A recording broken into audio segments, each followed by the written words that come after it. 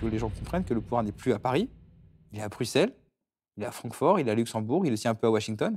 Il n'est plus à Paris. C'est une Europe faite par les lobbies. Parce que c'est ça dont on parle, c'est le grand patronat qui prend lui-même le stylo pour écrire les traités. Donc c'est juste hallucinant aujourd'hui, que des gens sur des plateaux télé continuent de nous expliquer que l'Union européenne est un rempart contre la mondialisation. C'est exactement l'inverse. On nous parle d'une Europe qui protège, mais elle protège de quoi? Elle protège qui? On ne sera jamais compétitif face à un Albanais, face à un Ukrainien, ou alors il faudra attendre 100 ans, mais d'ici 100 ans, la France aura disparu. Même à horizon de 10 ans, l'économie française aura été massacrée. Nos dirigeants ont honte de nous. C'est-à-dire qu'ils nous considèrent comme des feignants. On ne fait pas des voitures aussi bien et aussi vite que les Allemands. On demande trop de droits, on aime trop l'égalité, donc c'est un peu pénible. L'idée, avec une monnaie unique, c'était de discipliner les travailleurs français. En restant dans l'euro, on reste dans la maison qui crame et on va mourir. Donc après, peut-être que au moins on pourra mourir sur fond de musique européenne, d'hymne à la joie, et dans un linceul bleu avec des étoiles jaunes. Au nom de l'Europe, on aura une belle mort, mais je ne suis pas sûr que ça soit un beau projet pour la gauche ou pour le peuple français. L'Europe ne permet pas de peser face à ces pays, elle donne tous les outils à ces pays, à nos concurrents, pour peser face à nous. La classe médiatique et la classe politique a un rôle écrasant dans le malheur français. Donc en fait, discuter de l'euro, c'est discuter de leurs responsabilités.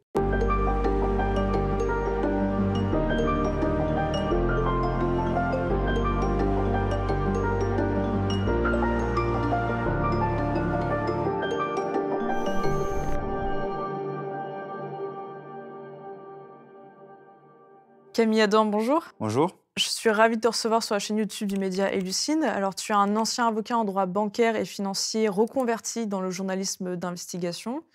Et tu es à l'origine du documentaire sur l'Union européenne au nom de l'Europe, qui a rencontré un beau succès et qui, on le précise, a été financé intégralement avec tes propres fonds, donc en toute indépendance. Alors c'est vrai que l'Union européenne est assez souvent critiquée, pour autant on ne se rend pas forcément compte d'à quel point son rôle est absolument majeur. Tous ces mécanismes économiques, institutionnels et monétaires servent en fait à dissimuler une sorte de fuite en avant vers un fédéralisme libéral auquel aucun peuple n'a jamais consenti. On s'enlise année après année dans un engrenage infernal qui est tout simplement en train de nous faire sortir de l'histoire. Et pire encore, ça nous dépossède de toutes les marges de manœuvre dont on aurait besoin pour faire passer les politiques importantes dans ce pays. Autrement dit, comprendre et combattre Bruxelles, c'est un prérequis absolument nécessaire pour tous ceux qui prétendent vouloir changer de système. C'est pour ça que ton travail est très précieux et mérite d'être reconnu de tous. Tu as épluché des milliers d'archives sur la construction européenne et tu continues à mener quotidiennement une veille importante sur les dérives de cette institution dont personne ne parle. Au final, tu as accumulé des connaissances rares dont tu vas nous parler aujourd'hui. Et on va intégrer tout au long de cette interview des passages de ton documentaire pour illustrer de manière encore plus concrète les problèmes dont on va parler. Et pour commencer, j'aimerais te demander quelle est la place de l'Union européenne dans notre vie politique? L'Union européenne a à peu près une place dans notre vie politique qui est inversement proportionnelle à sa place dans l'espace médiatique français. Bon, l'espace médiatique français, on le sait, l'Union européenne est totalement inexistante, alors qu'en réalité, et ça personne ne le sait ou personne ne s'en aperçoit, l'Union européenne a une place prépondérante et centrale dans notre vie politique. Parce qu'en fait, l'histoire de la construction européenne depuis 40 ans, c'est des transferts de souveraineté qui s'enchaînent les uns après les autres et qui donnent à la Commission européenne toujours plus de pouvoir. Et puis au bout d'un moment, ça se matérialise dans une certaine réalité. C'est-à-dire que l'Union européenne décide aujourd'hui de nos budgets, de nos réformes, des aides qu'on a le droit de donner à nos entreprises, des lois qu'on passe, est-ce que oui ou non, elles sont conformes aux traités européens?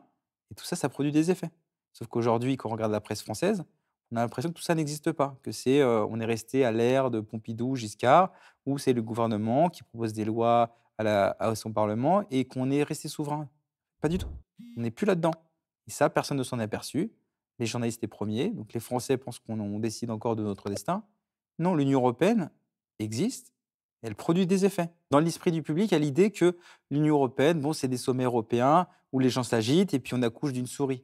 Effectivement, c'est un peu ça, mais en fait, au contraire, enfin, l'Union européenne, c'est pas que de l'impuissance. En fait, l'Union européenne, c'est une administration, la Commission européenne, avec d'autres institutions, la Banque centrale européenne, la Cour de justice qui est à Luxembourg, qui est en fait extrêmement active, pas du tout passive, qui est extrêmement efficace dans toutes ces politiques. C'est des politiques de libéralisation. Et en fait, aujourd'hui, toutes les réformes qu'on voit en France dans notre quotidien, la réforme des retraites, les réformes perpétuelles de l'assurance chômage, la baisse des dépenses publiques, à peu près tous les secteurs, c'est des conséquences directes et immédiates des politiques de l'Union européenne. En fait, donc l'Union européenne, aujourd'hui, a une place centrale dans notre vie politique, dans notre vie économique, parce que nous ne sommes plus souverains, nous ne décidons plus. Le pouvoir, il faut que les gens comprennent que le pouvoir n'est plus à Paris, il est à Bruxelles, il est à Francfort, il est à Luxembourg, il est aussi un peu à Washington. Il n'est plus à Paris. Alors, comment on est passé de l'Europe du traité de Rome et de Gaulle qui finalement fonctionnait pas si mal, à l'Europe d'aujourd'hui d'Emmanuel Macron qui est un fiasco total? Alors effectivement, le traité de Rome a marché. C'est-à-dire qu'il a eu des effets positifs, il faut reconnaître, sur l'économie française. Ça a permis à l'industrie française de se développer, d'augmenter nos exportations et ça a été aussi globalement gagnant-gagnant pour à peu près tous les États membres. Bah, on n'était que 6 à l'époque, mais le traité de Rome a marché. Pourquoi il a marché? Parce qu'en fait, à l'époque, c'est le général de Gaulle qui arrive au pouvoir, qui n'a pas négocié le traité de Rome, qui se retrouve devant ce traité, qui n'a pas négocié, qui n'a pas signé, donc qui décide finalement de ne pas le répudier et de l'appliquer. En fait, ce qu'il va faire, le général de Gaulle, c'est qu'il va, s'asseoir sur la moitié du traité. C'est-à-dire que toutes les dispositions du traité de Rome qui étaient d'inspiration allemande, c'est-à-dire de droit de la concurrence, il s'est tout simplement assis dessus. C'est-à-dire qu'il a mené une politique industrielle, spatiale, avec des programmes aéronautiques et cetera, qui était totalement contraire au traité de Rome et on a pris ce qui nous arrangeait, donc le volet commercial, qui nous a bénéficié et puis il y a le volet politique. Le général de Gaulle a imposé que le volet politique, donc le volet supranational, ne s'applique pas. Et en plus de ça, le général de Gaulle a rajouté par-dessus la politique agricole commune, qui était, qui était à peine prévue par le traité, qui était une politique qui a été taillée sur mesure pour le modèle agricole français. Et en fait, qu'est-ce qui s'est passé par la suite, à la mort du général de Gaulle, ou en tout cas à sa démission? C'est que tous les présidents français vont négocier des traités européens, Acte unique, traité de Maastricht, etc., qui vont être l'antithèse de la vision et de la politique industrielle française du général de Gaulle, c'est-à-dire qu'ils vont démanteler tous les outils de dirigisme et d'interventionnisme qui sont en fait dans l'ADN culturel français, en termes de rapport à l'économie. Et toute l'histoire donc des présidents successifs vont être de mettre fin à ce qui a permis à la France de connaître les 30 glorieuses. Donc la planification, les services publics, l'interventionnisme, le dirigisme. Et donc, c'est ça l'histoire des traités et de l'effondrement de l'économie française. C'est des traités qui se sont retournés contre la France, une construction européenne qui s'est retournée contre la France et négociée par nos dirigeants. Alors, avant Maastricht, on a eu un traité qui a enclenché l'engrenage européen autour de l'instauration d'un marché unique. C'est le traité de l'acte unique qui vient poser le fameux principe de la concurrence libre et non faussée. Alors, dans quel contexte ce traité a été adopté? Alors c'est vrai que c'est important de parler de l'acte unique parce que c'est un traité qui est très peu connu et un peu comme tout ce qui concerne l'Union européenne, dès que c'est peu connu, c'est qu'en fait, c'est très, très important. C'est-à-dire qu'il a posé les bases, de l'Union européenne telle qu'on la connaît aujourd'hui, c'est-à-dire extrêmement libérale, des bases extrêmement libérales et c'est là où son contexte a été très important. On est au début des années 80, les historiens parlent d'eurosclérose, c'est-à-dire que la construction européenne est totalement à l'arrêt. On n'en parle presque plus, je ne vais pas dire que c'est tabou, mais on a eu une crise monétaire dans les années 70, on a eu le choc pétrolier, on a eu une crise de la sidérurgie, donc tout est à l'arrêt. Et on a le contexte où Ronald Reagan arrive au pouvoir aux États-Unis, Margaret Thatcher arrive au pouvoir au Royaume-Uni. Et donc, on va dire qu'on a des vents libéraux qui souffrent très fort. Et dans le même temps, face à ces économies anglo-saxonnes qui se modernisent, les industriels européens prennent peur. Et en plus, il y a le Japon qui commence à monter en puissance et se disent qu'il faudrait peut-être que l'Europe se prépare pour faire face, s'équipe, s'organise pour faire face à ses concurrents. Et eux s'organisent, ils créent une organisation qui existe encore aujourd'hui, qui s'appelle l'ERT, donc la table ronde des industriels. Et c'est à l'époque 45 capitaines d'industrie, des grandes, grandes entreprises européennes, alors, qui est notamment de Volvo, enfin de tous les géants industriels européens qui existent encore aujourd'hui, qui vont faire, différents travaux et notamment un rapport qui est difficile à trouver aujourd'hui, mais qui pose les bases de à quoi ressemblerait une nouvelle Europe libérale. Et en fait, ce qui va se passer, c'est que ça va énormément plaire à la Commission européenne, qui a été, qui est désormais présidée par Jacques Delors et qui va tout simplement copier-coller ce rapport dans un livre blanc, lequel livre blanc va inspirer un traité qui s'appelle l'Acte unique. Et donc voilà, donc ça a donné l'Acte unique, qui est l'acte posant la base toutes ces bases existaient dans le traité de Rome, mais qui vont être vraiment renforcées juridiquement, les fameuses 4 libertés européennes, liberté de circulation des biens, des services, des capitaux et des personnes et qui prévoit aussi, le passage à la majorité qualifiée pour un certain nombre, de directives ou de décisions politiques, au niveau européen. Donc c'est ça le contexte d'élaboration de l'acte unique et donc on voit, c'est que ça pose une Union européenne qui n'est plus faite par les hommes politiques, par les juges comme ça avait pu être le cas dans les années 60, mais par les industriels. Donc là, on c'est pour ça que je dis qu'on a toute la matrice de l'Europe actuelle, c'est une Europe faite par les lobbies. Parce que c'est ça dont on parle, c'est le grand patronat organisé qui prend lui-même le stylo pour écrire les traités. C'est vrai que c'est assez fou. On voit que dès le début, il y avait une forte connivence entre le lobbying du grand patronat et l'Union européenne. Et c'est des liens qui, en plus, ne sont pas du tout dissimulés. C'est assez facile de retrouver les sources de tout ça. Est-ce que encore aujourd'hui, l'ERT ou d'autres groupes d'influence du genre influencent l'Union européenne? L'ERT, pour répondre à la question, l'ERT est encore influent, mais on va dire qu'ils ont joué leurs rôles principaux d'abord dans les années 90 parce que c'est eux qui étaient à la manœuvre pour influencer la rédaction des traités, alors traité de Maastricht, traité d'Amsterdam, traité de Nice, parce qu'en fait, tout s'est joué globalement, en fait, la vérité, c'est que tout s'est joué dans les années 90. Après, il y a eu le traité de Lisbonne, mais grosso modo, l'Europe, avec tous les transferts de souveraineté qu'elle a impliqués, ça s'est joué dans les années 90. Et ceux qui ont été à la manœuvre pour influencer la rédaction de ces traités sur les points clés, c'était l'ERT. Donc aujourd'hui, puisque le job a été fait, ils sont plus en retrait. Alors demain, s'il y a un nouveau traité qui doit s'élaborer, il est évident qu'ils joueront de nouveau un rôle et bien sûr, ils jouent un rôle prépondérant. Il suffit d'aller voir leur site, leur agenda est clairement celui de la commission et inversement. Mais ils sont un peu plus en retrait puisqu'encore une fois, le travail a été fait. Maintenant, il y a d'autres acteurs qui existent aussi depuis très, très, très longtemps, qui ont changé de nom. Je pense à Business Europe, qui avant s'appelait l'UNIS et qui maintenant est l'acteur de premier plan. Et ce que je peux inviter les gens à faire, c'est que s'ils veulent savoir, enfin, s'ils veulent lire l'avenir et comprendre quel va être, l'agenda de la Commission européenne et donc des États dans les prochains mois, les prochaines années, ils n'ont pas à regarder les élections, ils n'ont pas à regarder les programmes, des hommes politiques. Ils vont sur le site de Business Europe et ils regardent les différents rapports et en général, ça donne une prédiction assez fiable de ce qui va se passer à 3 mois, 6 mois, 1 an, même, 5 ans. Donc oui, il y a d'autres acteurs. En plus de l'ERT, il y a Business Europe qui sont vraiment les 2 partenaires privilégiés de la Commission européenne.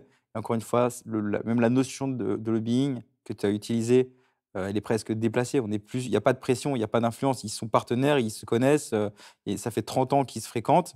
C'est un partenariat.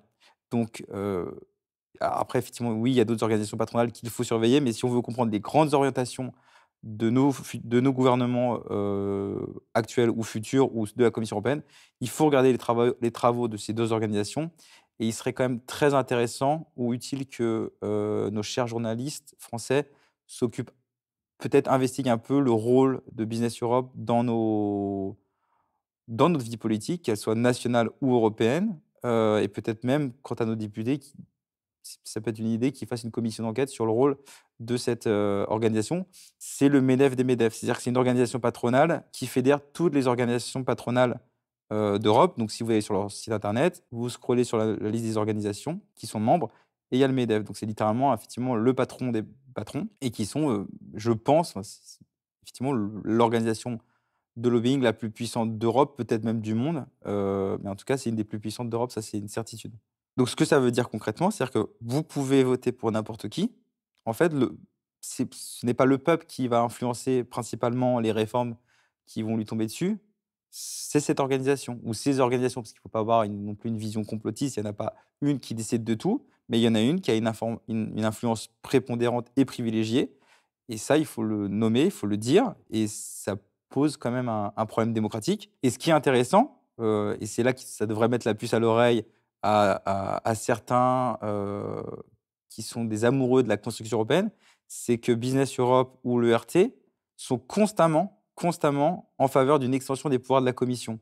Alors je ne sais pas si c'est par amour, de l'Europe, mais on peut imaginer que c'est pour d'autres raisons, qui sont plus en lien avec leur intérêt. C'est que la Commission, effectivement, donner plus de pouvoir à la Commission, c'est leur donner plus de pouvoir à eux en pratique. Si vous aimez cette chaîne et notre travail, pensez à vous abonner et suivez-nous sur elucide.media. En plus de garantir notre indépendance, en vous abonnant à notre site, vous aurez accès à tous nos contenus, analyses graphiques, synthèse d'ouvrages, podcasts, entretiens exclusifs et articles quotidiens.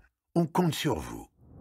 Alors le principe du marché européen, c'était de créer une grande union douanière dérégulée avec libre circulation des marchandises et des capitaux. Et c'était censé nous permettre de maîtriser la mondialisation. Alors, est-ce qu'elle te semble maîtriser la mondialisation? Alors ça c'est la grande arnaque de l'Union européenne, c'est le grand ou plutôt le grand triomphe rhétorique de l'Union européenne. C'est de faire croire, qu'elle va maîtriser la mondialisation, alors que c'est elle qui a fait la mondialisation. À chaque fois, l'Union européenne va se présenter comme la solution de crise qu'elle a elle-même créée. On libère les capitaux, donc on libère la spéculation. Ah, bah, il faut faire une grande Europe, il faut faire la monnaie unique pour contrôler la spéculation. On libère les échanges commerciaux, on fait la mondialisation. Ah bah, l'Europe va être le rempart contre la mondialisation. Et c'est toujours la même chose. À chaque fois, on dérégule un secteur et donc mécaniquement, on crée des crises. Et par exemple, sur le marché européen de l'énergie, donc on fait n'importe quoi.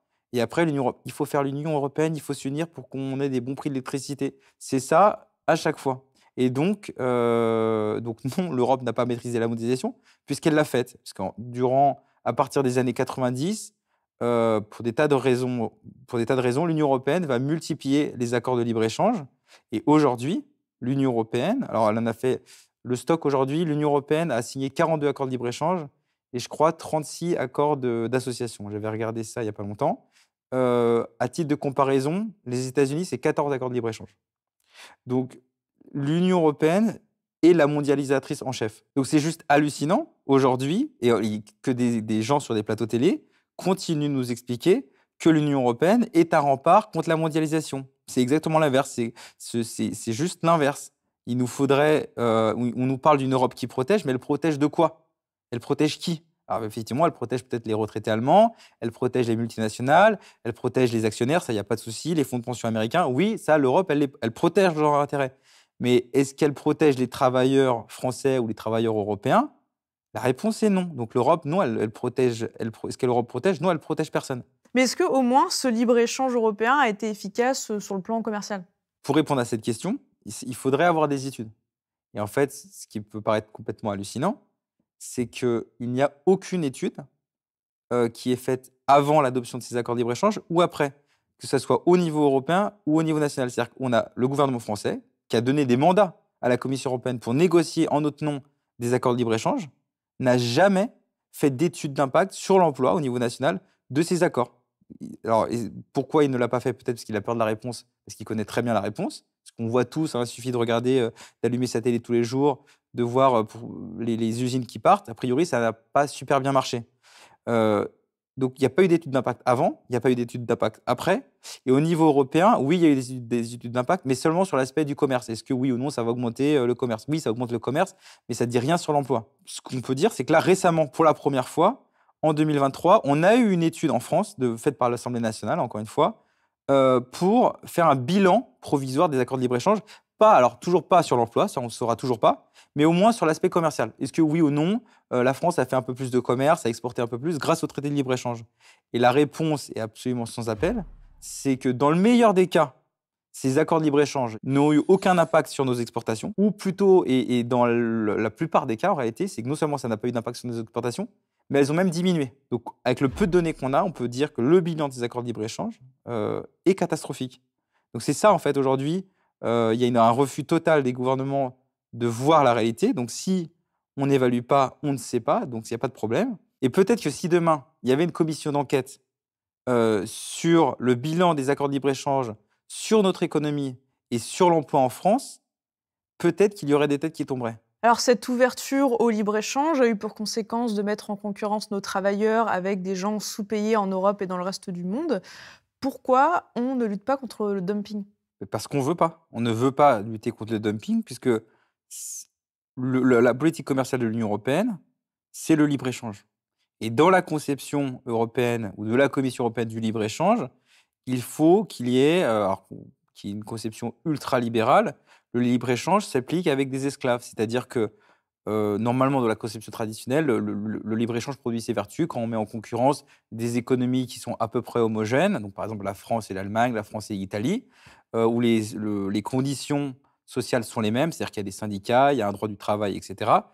Et là, dans ces cas-là, le libre-échange produit ses vertus, c'est-à-dire par la mise en concurrence, avec l'innovation, la productivité. Et en vrai, oui, ça marche assez bien. Sauf que l'Union européenne a une conception très étendue du libre-échange, qui est la mise en concurrence, on peut dire effectivement avec des travailleurs sous-payés ou des esclaves. C'est-à-dire qu'on va faire du libre-échange, c'est un des accords assez récents de l'Union européenne avec le Vietnam. Bon, bah, au Vietnam, il y a 1,7 million d'enfants qui travaillent. Et donc, il y a on fait pour le Mercosur, par exemple, on veut faire, qui n'est pas encore ratifié, mais qui va certainement l'être, on va se mettre en concurrence avec un pays, enfin un ensemble de pays où des syndicalistes sont assassinés. Donc en fait, comment on peut avoir une concurrence qui est dite libre et non faussée quand on le fait avec des gens, enfin des pays plutôt, où le droit du travail n'existe pas et où les salaires sont extrêmement bas, voire enfin quasiment inexistants. Et donc ça, c'est la conception du libre-échange de l'Union européenne. Pourquoi? Parce que comme je l'ai dit tout à l'heure, la politique, qui est-ce qui dicte la politique commerciale de la Commission européenne? C'est les États, mais c'est aussi beaucoup les organisations patronales européennes et notamment Business Europe ou l'ERT qui en fait, c'est pas tant les États qui sont les gagnants du libre-échange, c'est les multinationales. Pourquoi? Parce qu'elles ont intérêt à pouvoir internationaliser au maximum leur chaîne de valeur, leur chaîne de production dans les pays à bas coût pour ensuite les réexporter vers l'Europe. Donc plus il y a de libre-échange, plus elles peuvent internationaliser et délocaliser dans ces pays et plus elles peuvent ensuite réexporter vers nos pays. Donc ce sont les multinationales qui sont les gagnantes du libre-échange, qui ont intérêt à ce système d'exploitation du tiers-monde. Et donc, la réponse, c'est on ne veut pas se protéger et on ne veut pas lutter contre le dumping, puisque le dumping est le business model des multinationales qui sont les grandes gagnantes de l'Union européenne. Et puis évidemment, en plus, on a donc élargi l'Union européenne. Est-ce que ça n'a pas aggravé le problème? L'élargissement de l'Union européenne a considérablement aggravé le problème, puisqu'en fait, on a légalisé le dumping social dans l'Union européenne. J'ai toujours été favorable à l'élargissement. Pour une raison simple, que j'ai toujours développée, c'est que l'Europe, c'est avant tout la paix et la liberté. La paix et la démocratie. C'est ça l'Europe. Et qu'à partir du moment où c'est, je l'ai dit 1000 fois et depuis toujours, où c'est la paix et la démocratie, on ne peut pas choisir ceux qu'on exclut ou ceux qu'on inclut dans un système de paix et de démocratie. J'ai raison pour laquelle j'ai toujours été favorable à l'élargissement. C'est-à-dire qu'avant l'élargissement, donc on parle de l'élargissement aux pays d'Europe de l'Est, au milieu des années 2000, entre 2004 et 2007, on a élargi à 12 nouveaux pays, les pays d'Europe de l'Est, dont le salaire moyen était, il faudrait convertir, mais proche de 200 € par mois, donc très très très loin des standards d'Europe de l'Ouest et surtout de la France. Et en fait, on avait des mesures à l'époque, avant d'élargir, on avait des mesures anti-dumping contre ces pays. Donc, c'est-à-dire que leur niveau de vie était tellement bas qu'on se protégeait contre ces pays. Et le soir du 1er mai 2004, quand ils sont entrés dans l'Union européenne, toutes ces mesures anti-dumping sont tombées.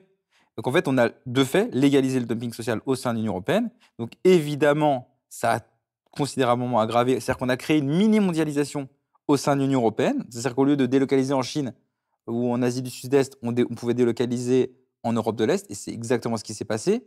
Et à l'époque, alors ça a eu lieu très vite, hein, les délocalisations, mais il y a le phénomène des délocalisations qu'on connaît bien, qui est bien médiatisé à juste titre. Alors ça, les économistes vont dire « Ah, mais si on regarde, il n'y en a pas eu tant que ça, et on n'a pas de chiffre exact, parce que les définitions entre économistes de qu'est-ce qu'une délocalisation, c'est pas très clair, il y a des débats. » Mais bon, ce qui est très clair, et ce qui en fait a été massif et sous-médiatisé, c'est pas les délocalisations, c'est les faillites. C'est-à-dire qu'en fait, quand vous mettez effectivement un travailleur roumain, bulgare, hongrois en concurrence avec une entreprise française, dont le coût horaire est bien inférieur, en fait, juste l'entreprise, elle ferme. C'est pas qu'elle délocalise, c'est qu'elle ferme. Et ça a eu lieu, il faut imaginer ça, sur 20 ans. Parce que là, ça fait 20 ans littéralement qu'ils sont dans l'Union européenne. Donc, en fait, nos entreprises n'ont aucune chance.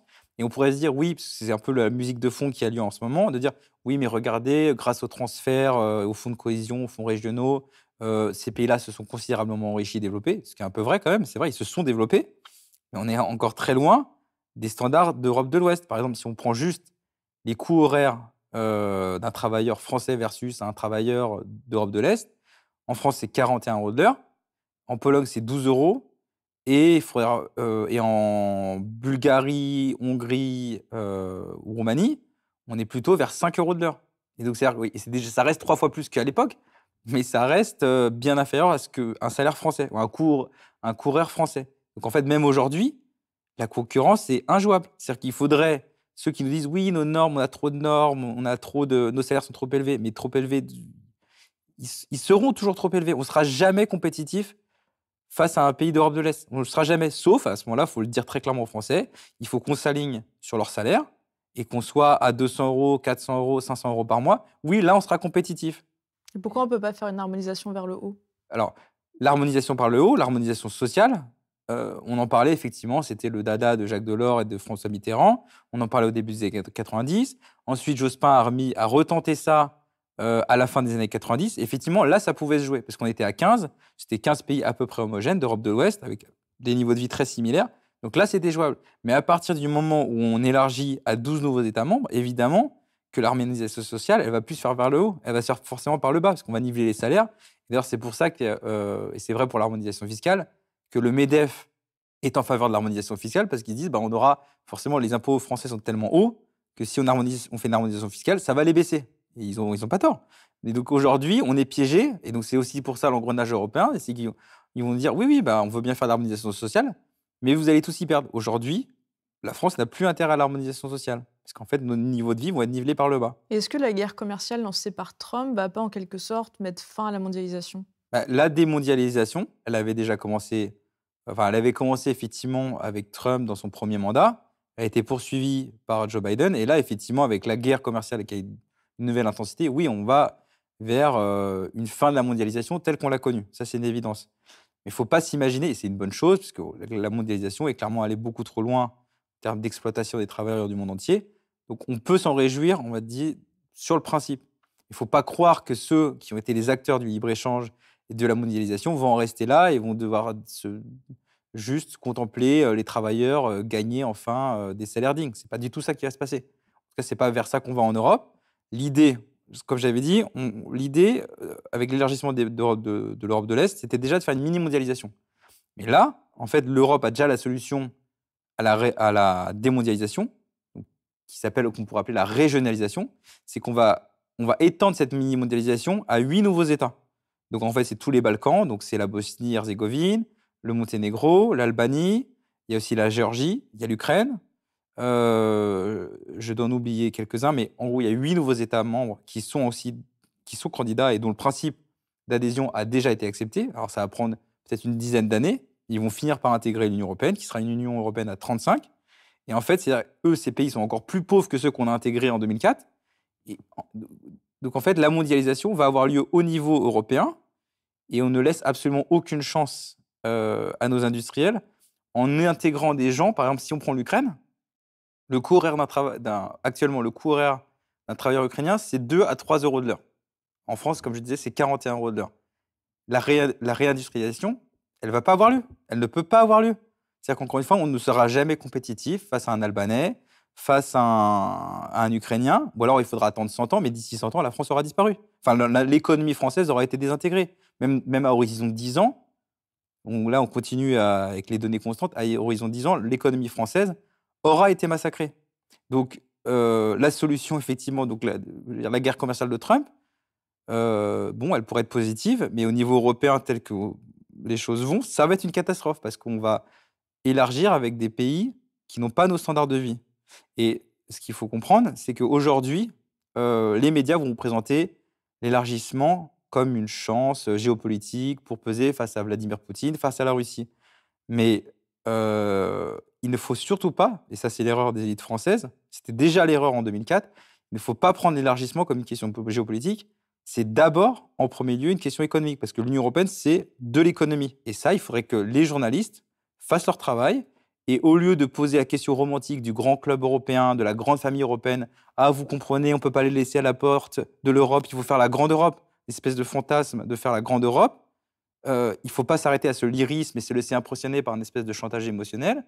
Il faut traiter ça comme une question économique, de libre-échange avec des pays, encore une fois, dont le niveau de vie est extrêmement bas et qui va rendre la concurrence au sein de l'Union européenne invivable. Donc ça va très mal se passer. Sur l'Ukraine, d'ailleurs, il y a aussi tout ce qui concerne la politique agricole qui serait absolument terrible pour nos agriculteurs qui sont déjà au bout du rouleau. Qu'est-ce qui se passerait?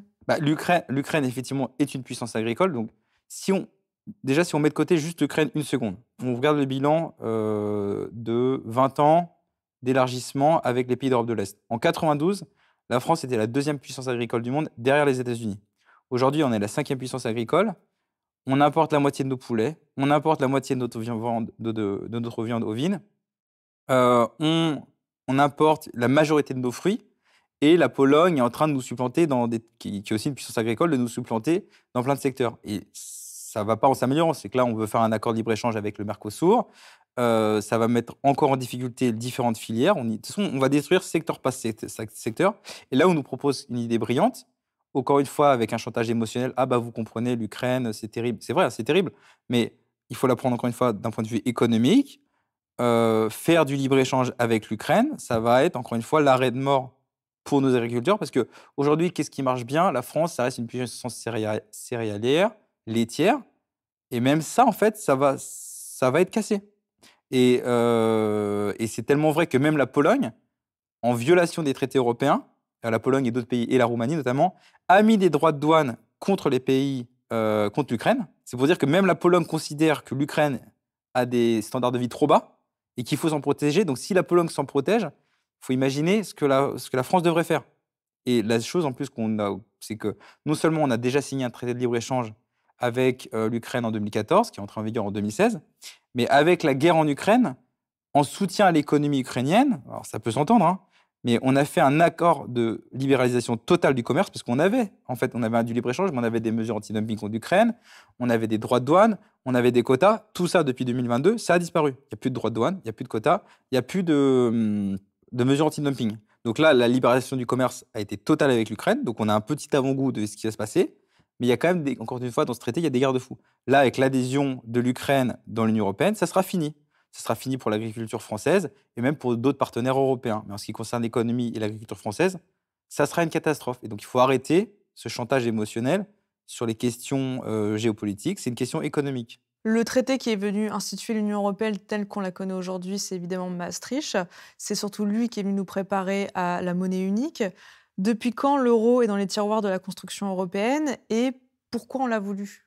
Alors, ce qui est intéressant, c'est que l'euro, ou plutôt la monnaie unique, c'est un projet français. C'est un projet, mais qui est vieux. Ça fait peut-être 100 ans que la France rêve de monnaie unique. Déjà, dans les années 30, on en parlait. À Vichy, on en parlait. Ça a toujours été dans les tiroirs, on va dire, plutôt pas de la Commission, mais ça a été dans les tiroirs de la diplomatie française. Parce qu'en fait, l'euro ou la monnaie unique est un vieux rêve français parce que ça permet de régler, en tout cas pour notre élite, de mettre fin à de vieux démons. Le premier, c'est celui des dévaluations. Parce qu'en fait, il faut comprendre que l'élite française a un complexe d'infériorité vis-à-vis de l'élite allemande sur différents plans. Et d'abord, sur le plan de la monnaie. C'est-à-dire que la France, à chaque fois, pour régler ses problèmes de compétitivité, réglait ce problème par de la dévaluation. Et à chaque fois, la dévaluation était perçue, alors on peut penser que c'est stupide, mais c'est exactement ce qui se passait, comme une humiliation, parce que c'était acter le fait que notre économie était moins forte que l'économie allemande. Et donc, ça a été vécu comme une humiliation à laquelle il fallait mettre fin. Et l'idée d'avoir une monnaie unique, c'était donc d'avoir une monnaie effectivement commune à différents États, mais notamment avec l'Allemagne, c'était de se dire d'avoir un droit de regard sur la politique monétaire allemande, et au lieu d'avoir des dévaluations, de demander des réévaluations à l'Allemagne de leur marque, ce qu'ils ont toujours refusé, et on peut comprendre pourquoi. Donc c'est d'avoir un droit de regard sur la politique allemande, de l'européaniser, la politique monétaire allemande. Ça, c'est le premier problème qu'on voulait régler. Puis la monnaie unique, c'est aussi la solution, ou en tout cas le début du vieux rêve français, qui est une Europe fédérale. Parce qu'effectivement, la monnaie, c'est un des plus gros atouts de souveraineté d'un État. Et faire une monnaie fédérale, bah, c'est évidemment, en tout cas c'est perçu comme tel, comme le premier pas vers une Europe fédérale. Et d'ailleurs, ça a été l'euro, tel qu'il a été conçu par Jacques Delors, avait une visée fédérale. Enfin, c'était dit, il n'y avait aucun problème là-dessus, c'était un projet fédéral. Donc il y avait ce deuxième aspect très important. Et le troisième aspect important, c'était aussi le rapport de l'élite française, non pas sur la monnaie, mais sur nos travailleurs. En fait, nos dirigeants ont honte de nous. C'est-à-dire qu'ils nous considèrent comme des feignants. On ne fait pas des voitures aussi bien et aussi vite que les Allemands. Et parce que on demande trop de droits, on aime trop l'égalité, donc c'est un peu pénible. Et l'idée, avec une monnaie unique, c'était de discipliner les travailleurs français en leur imposant. Parce qu'en fait, si on fait une monnaie unique, on ne peut plus dévaluer. Et donc, ce qu'il faut faire, c'est que la compétitivité, elle va se régler de deux manières, en baissant les salaires et en baissant la fiscalité, et en faisant des réformes structurelles de flexibilisation du marché du travail, etc. Et c'est exactement ce qui s'est passé. Donc l'euro, en fait, a parfaitement réglé ce problème français comment on va dire, pour dompter les travailleurs, pour les mettre au travail, hein, on entend ça tout le temps et en fait, tout ça, c'est une application de l'euro. Et donc il y a le but ultime, en fait, le rêve de l'élite française, c'est que les travailleurs français deviennent des travailleurs allemands et de pouvoir leur faire accepter des réformes que jamais leurs syndicats auraient acceptées et c'est exactement ce qui s'est passé, parce que depuis 30 ans, depuis qu'on a l'euro, enfin depuis 20 ans en l'occurrence, les réformes s'enchaînent sans qu'on puisse s'y opposer, parce qu'en fait, on ne peut pas s'y opposer. Parce qu'en fait, effectivement, il faut le faire puisqu'on ne peut plus dévaluer. Donc voilà, pourquoi la monnaie unique? C'est un vieux projet français et c'est un projet contre les travailleurs français, heu, qui a été voulu par notre élite. Pour comprendre à quel point cette monnaie est problématique depuis le début, il faut se replonger dans les débats autour du franc fort qu'il y a eu en France dans les années 80. Est-ce que tu peux nous rappeler pourquoi il y a eu cette idée fixe du franc fort et surtout le lien que ça a avec l'euro? Oui, alors effectivement, c'est très important de comprendre qu'avant l'euro, ou l'euro fort même, il y a eu le franc fort, qui était une politique monétaire menée par la France et par tous les gouvernements successifs de 1986 jusqu'à l'adoption de l'euro en 99. Et c'est quoi en fait, le franc fort? Qu'est-ce que c'est? Il faut dire concrètement, c'est l'idée que le franc devrait être aussi fort que le marque. Donc tout ça, ça résulte d'un bain idéologique qui est bien identifié, qui est le monétarisme, qui est l'idéologie selon laquelle, en fait, il faut lutter principalement contre l'inflation, plutôt que contre le chômage, et que c'est l'inflation le premier mal de l'économie. Et donc, et c'est aussi l'idée, ça procède aussi de l'idée que avoir une monnaie forte permet d'avoir une économie forte. C'est ça, Jacques Delors, il l'avait dit très ouvertement sur le plateau de l'Heure de vérité. Donc c'était le bain idéologique, c'était une monnaie forte, c'est très bien pour l'économie. Alors qu'en fait, c'est exactement l'inverse, c'est que une monnaie est forte parce qu'une économie est forte, c'est la conséquence. Et donc ils ont inversé la cause et la conséquence et ils ont voulu en faire une politique qui a mené au désastre. Donc cette politique, elle a d'abord été portée par, Pierre Bérégovoy, alors Jacques Delors évidemment qui soutenait ça, Edmond Alphandéry, enfin et tous les ministres de l'économie, encore une fois depuis 86, Jean Arthuis, Jacques Chirac, absolument tous nos ministres et la Banque de France ont soutenu cette politique. Alors, mais comment on fait concrètement pour avoir un franc fort? Parce que c'est ça l'idée, donc d'avoir un franc qui est égal aux marques. Ça veut dire qu'il faut qu'on aligne systématiquement notre politique monétaire sur celle de l'Allemagne, sur celle de la Bundesbank. Donc ça veut dire qu'il faut qu'on ait à peu près les mêmes taux d'intérêt, qui soient alignés, les taux d'intérêt de refinancement de la Banque centrale. Donc il y a des politiques interventionnistes sur le marché des changes pour soutenir le cours du franc. Donc tout ça, ça coûte très cher. Mais bon, pourquoi pas?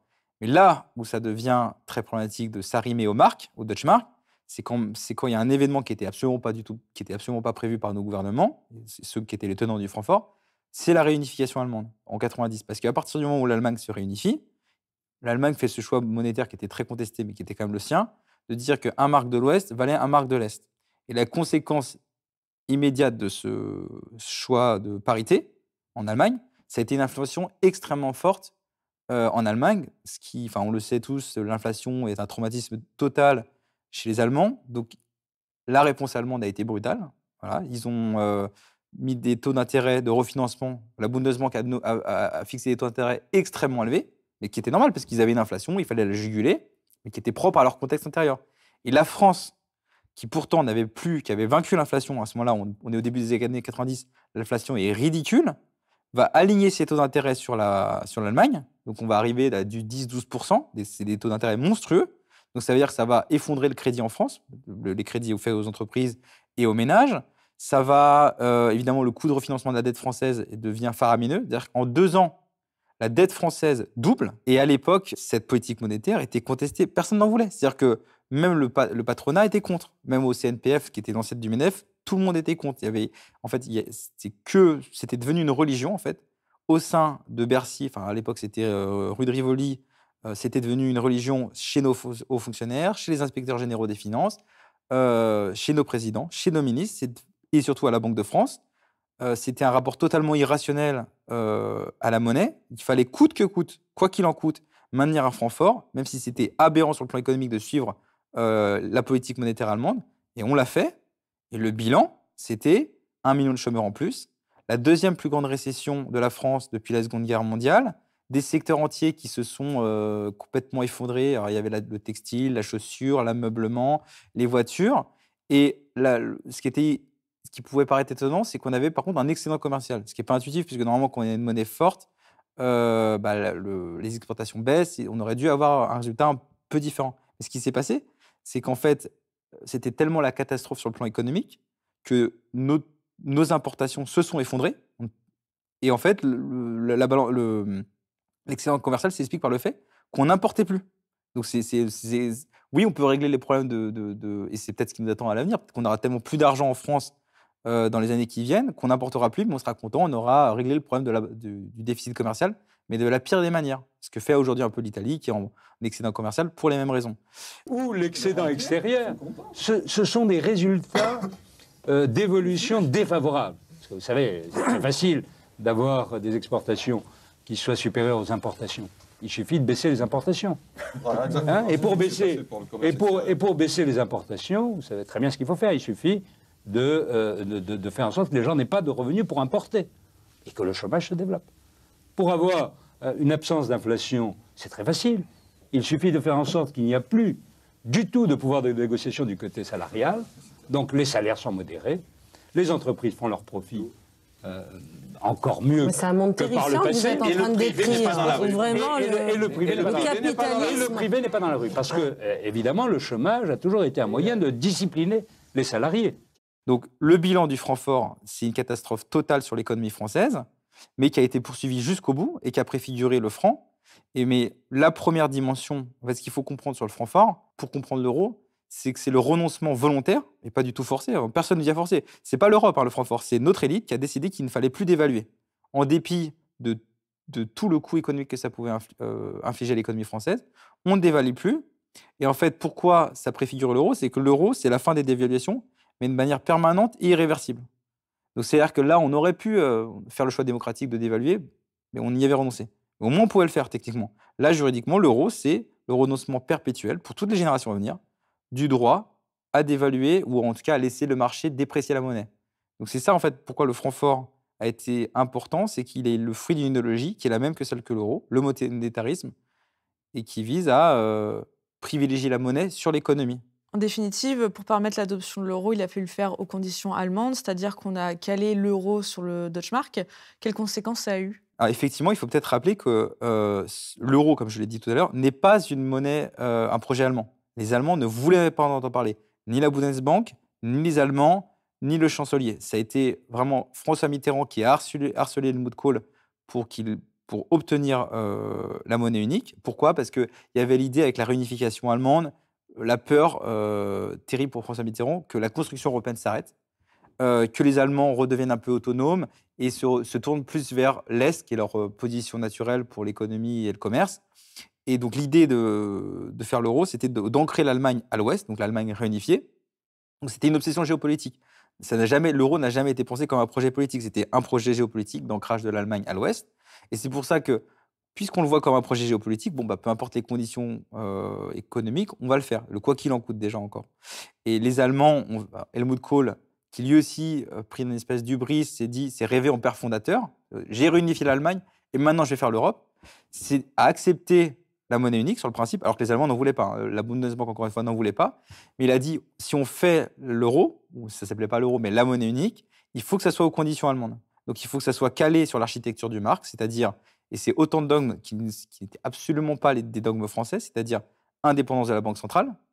Alors l'indépendance, ça pourrait paraître bien sur le papier, parce qu'il y a le mot indépendant, mais en fait, ça veut juste dire qu'on sort la politique monétaire de l'économie et on la confie à des experts, sur lesquels l'économie, les ministres, les députés n'ont aucun contrôle. Donc c'est ça. Donc indépendance de la Banque centrale, interdiction de renflouer des États en faillite, interdiction à la Banque centrale de financer les États et une discipline budgétaire de faire avec un mandat pour la Banque centrale qui est la stabilité des prix et non la croissance. C'est-à-dire que la croissance n'est pas dans le mandat de la Banque centrale, la future Banque centrale européenne. C'est l'obsession allemande de la stabilité de la monnaie et de la stabilité des prix.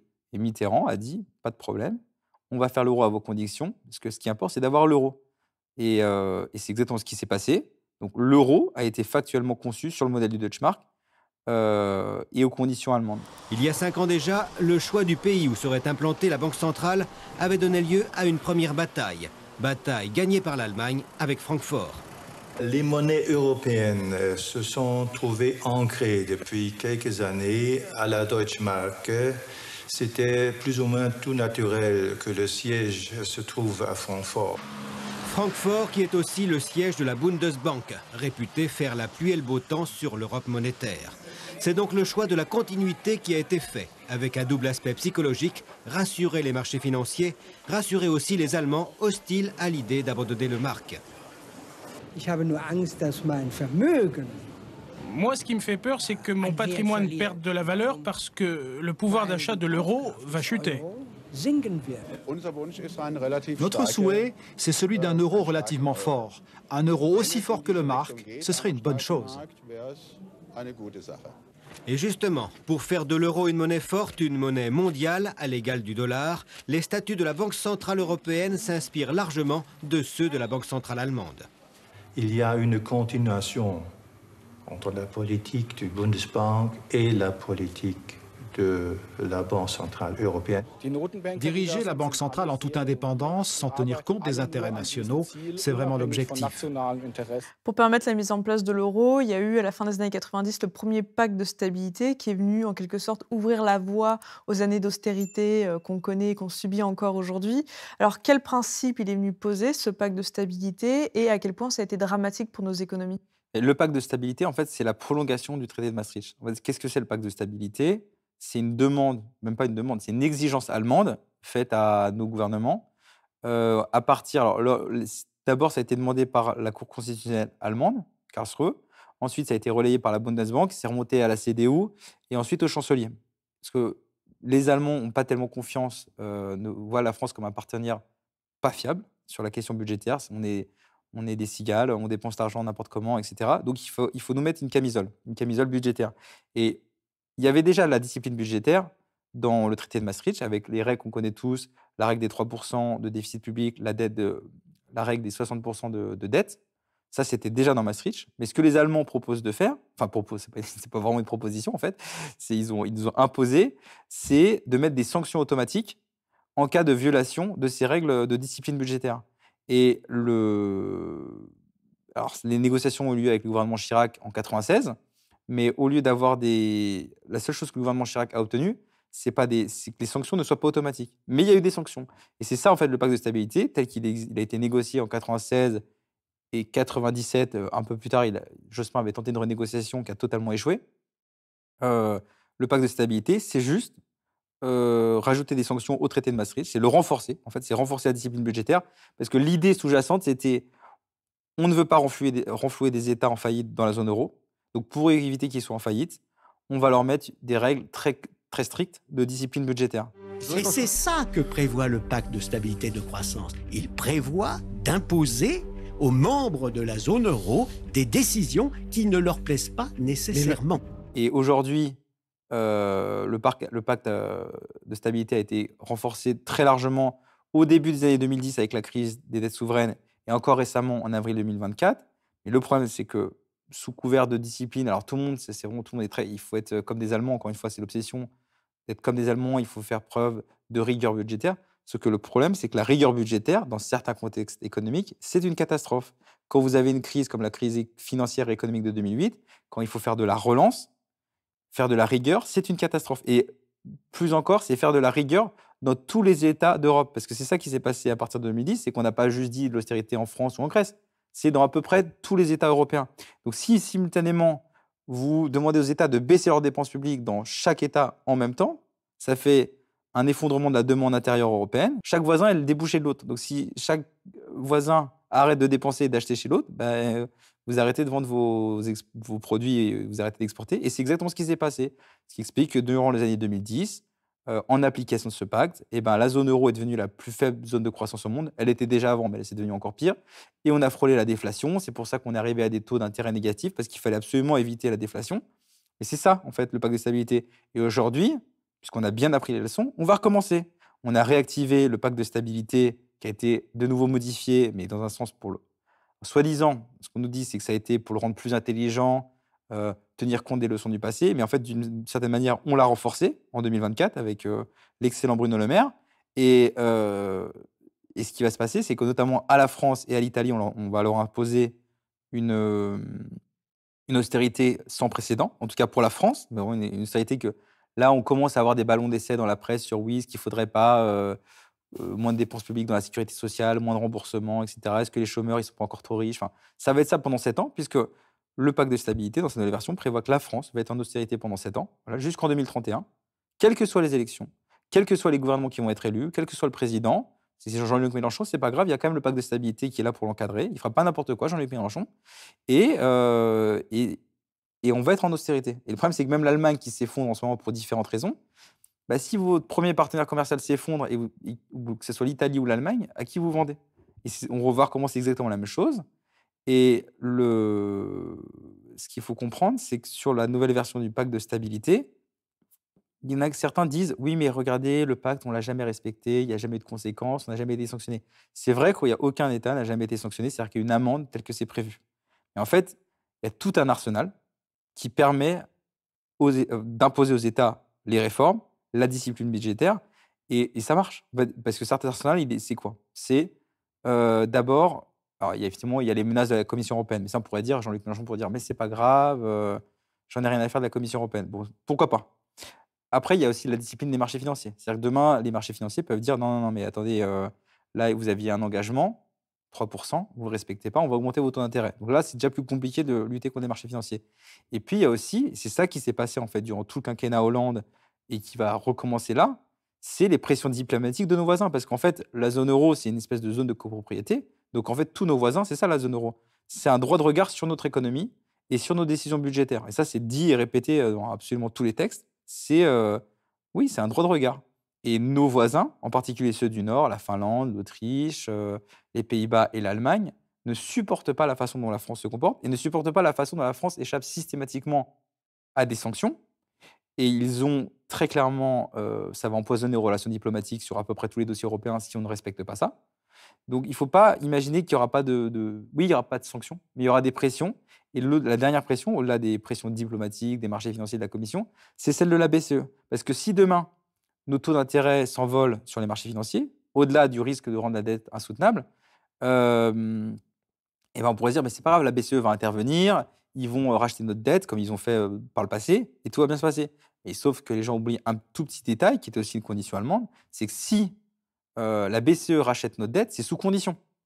Et c'est sous quelles conditions? C'est sous deux conditions. C'est qu'on repasse sous la barre des 3%, donc qu'on fasse de l'austérité, et qu'on passe un certain nombre de réformes.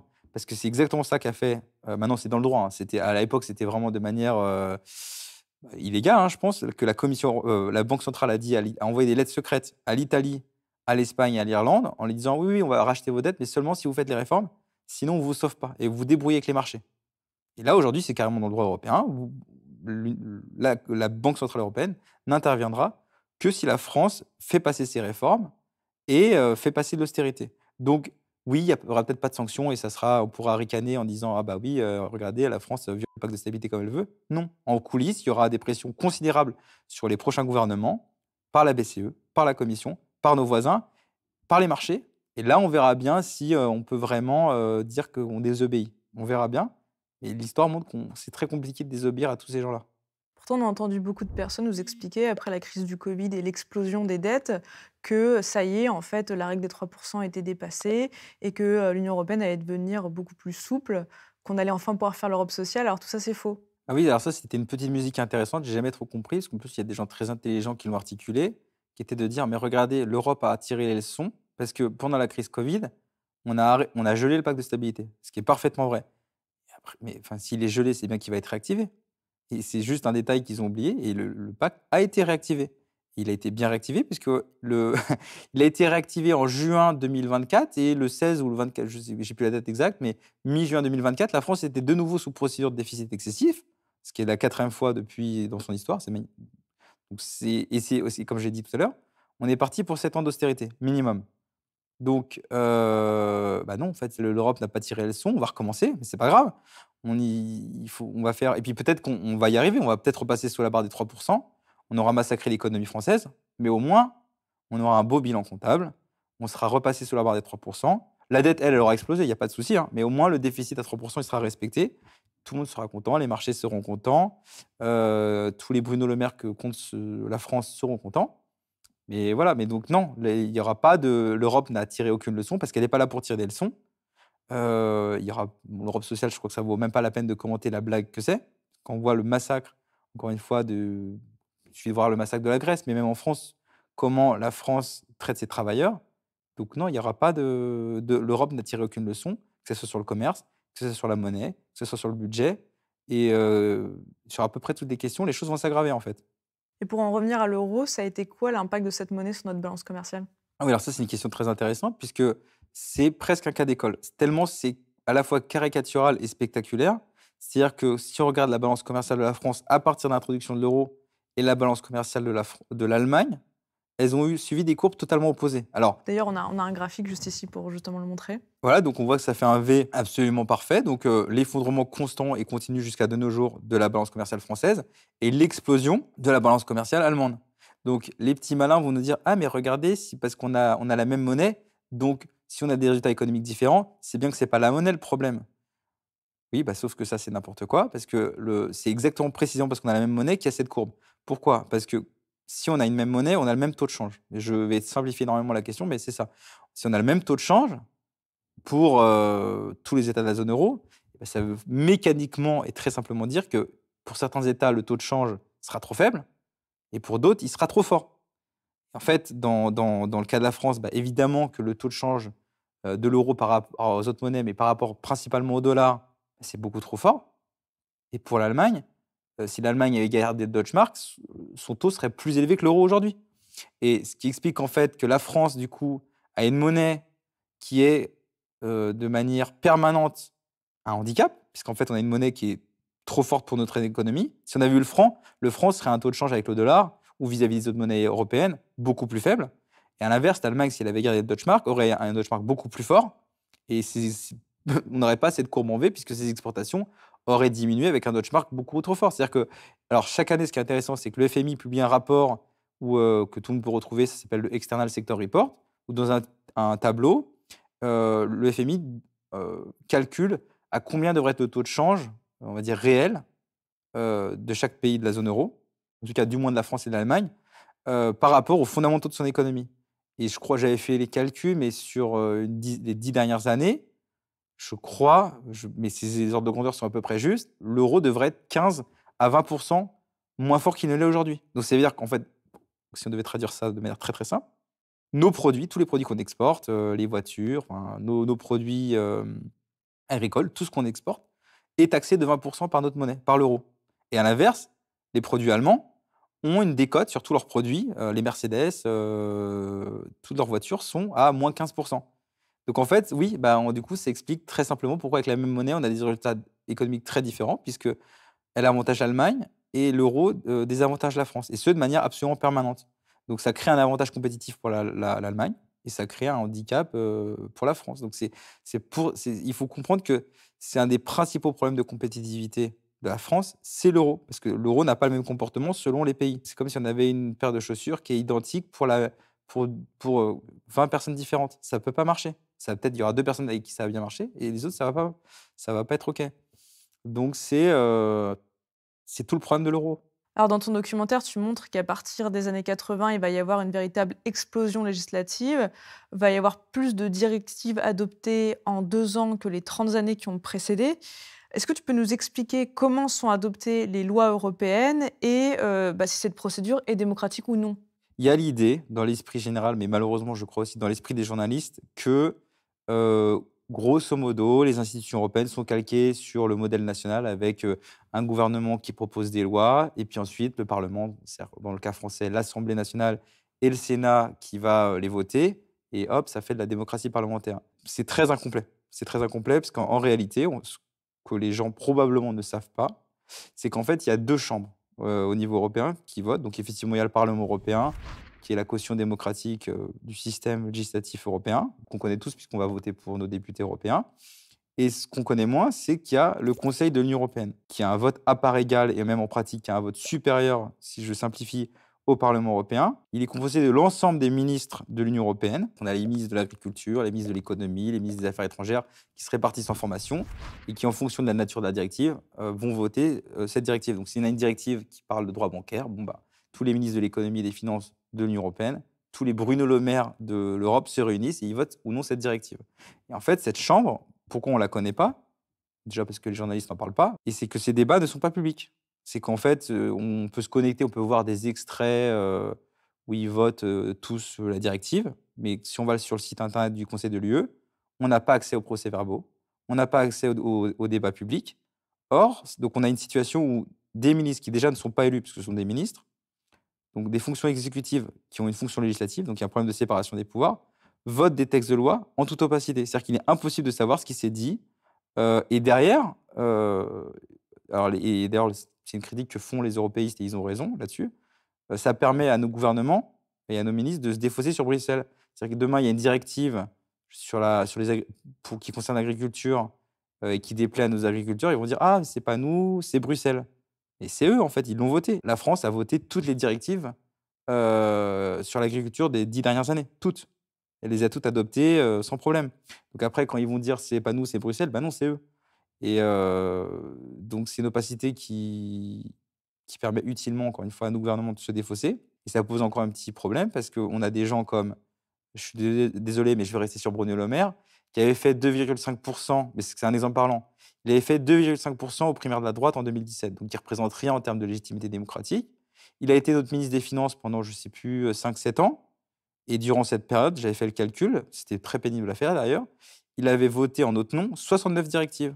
Et les directives, c'est des lois. Hein. Donc Bruno Le Maire, avec ses 2,5% aux primaires de la droite, qui n'est personne, il a voté 69 de nos lois. Et puis c'est des textes qui étaient quand même importants, de régulation bancaire, financière, fiscale, des textes un peu structurants. Et en général, même plus structurants que ce qui se vote à l'Assemblée nationale. Oui, parce qu'en plus de ce problème de séparation des pouvoirs, on a aussi eu une complexification hallucinante du système législatif. D'ailleurs, on a fait un graphique ici pour pouvoir illustrer le problème.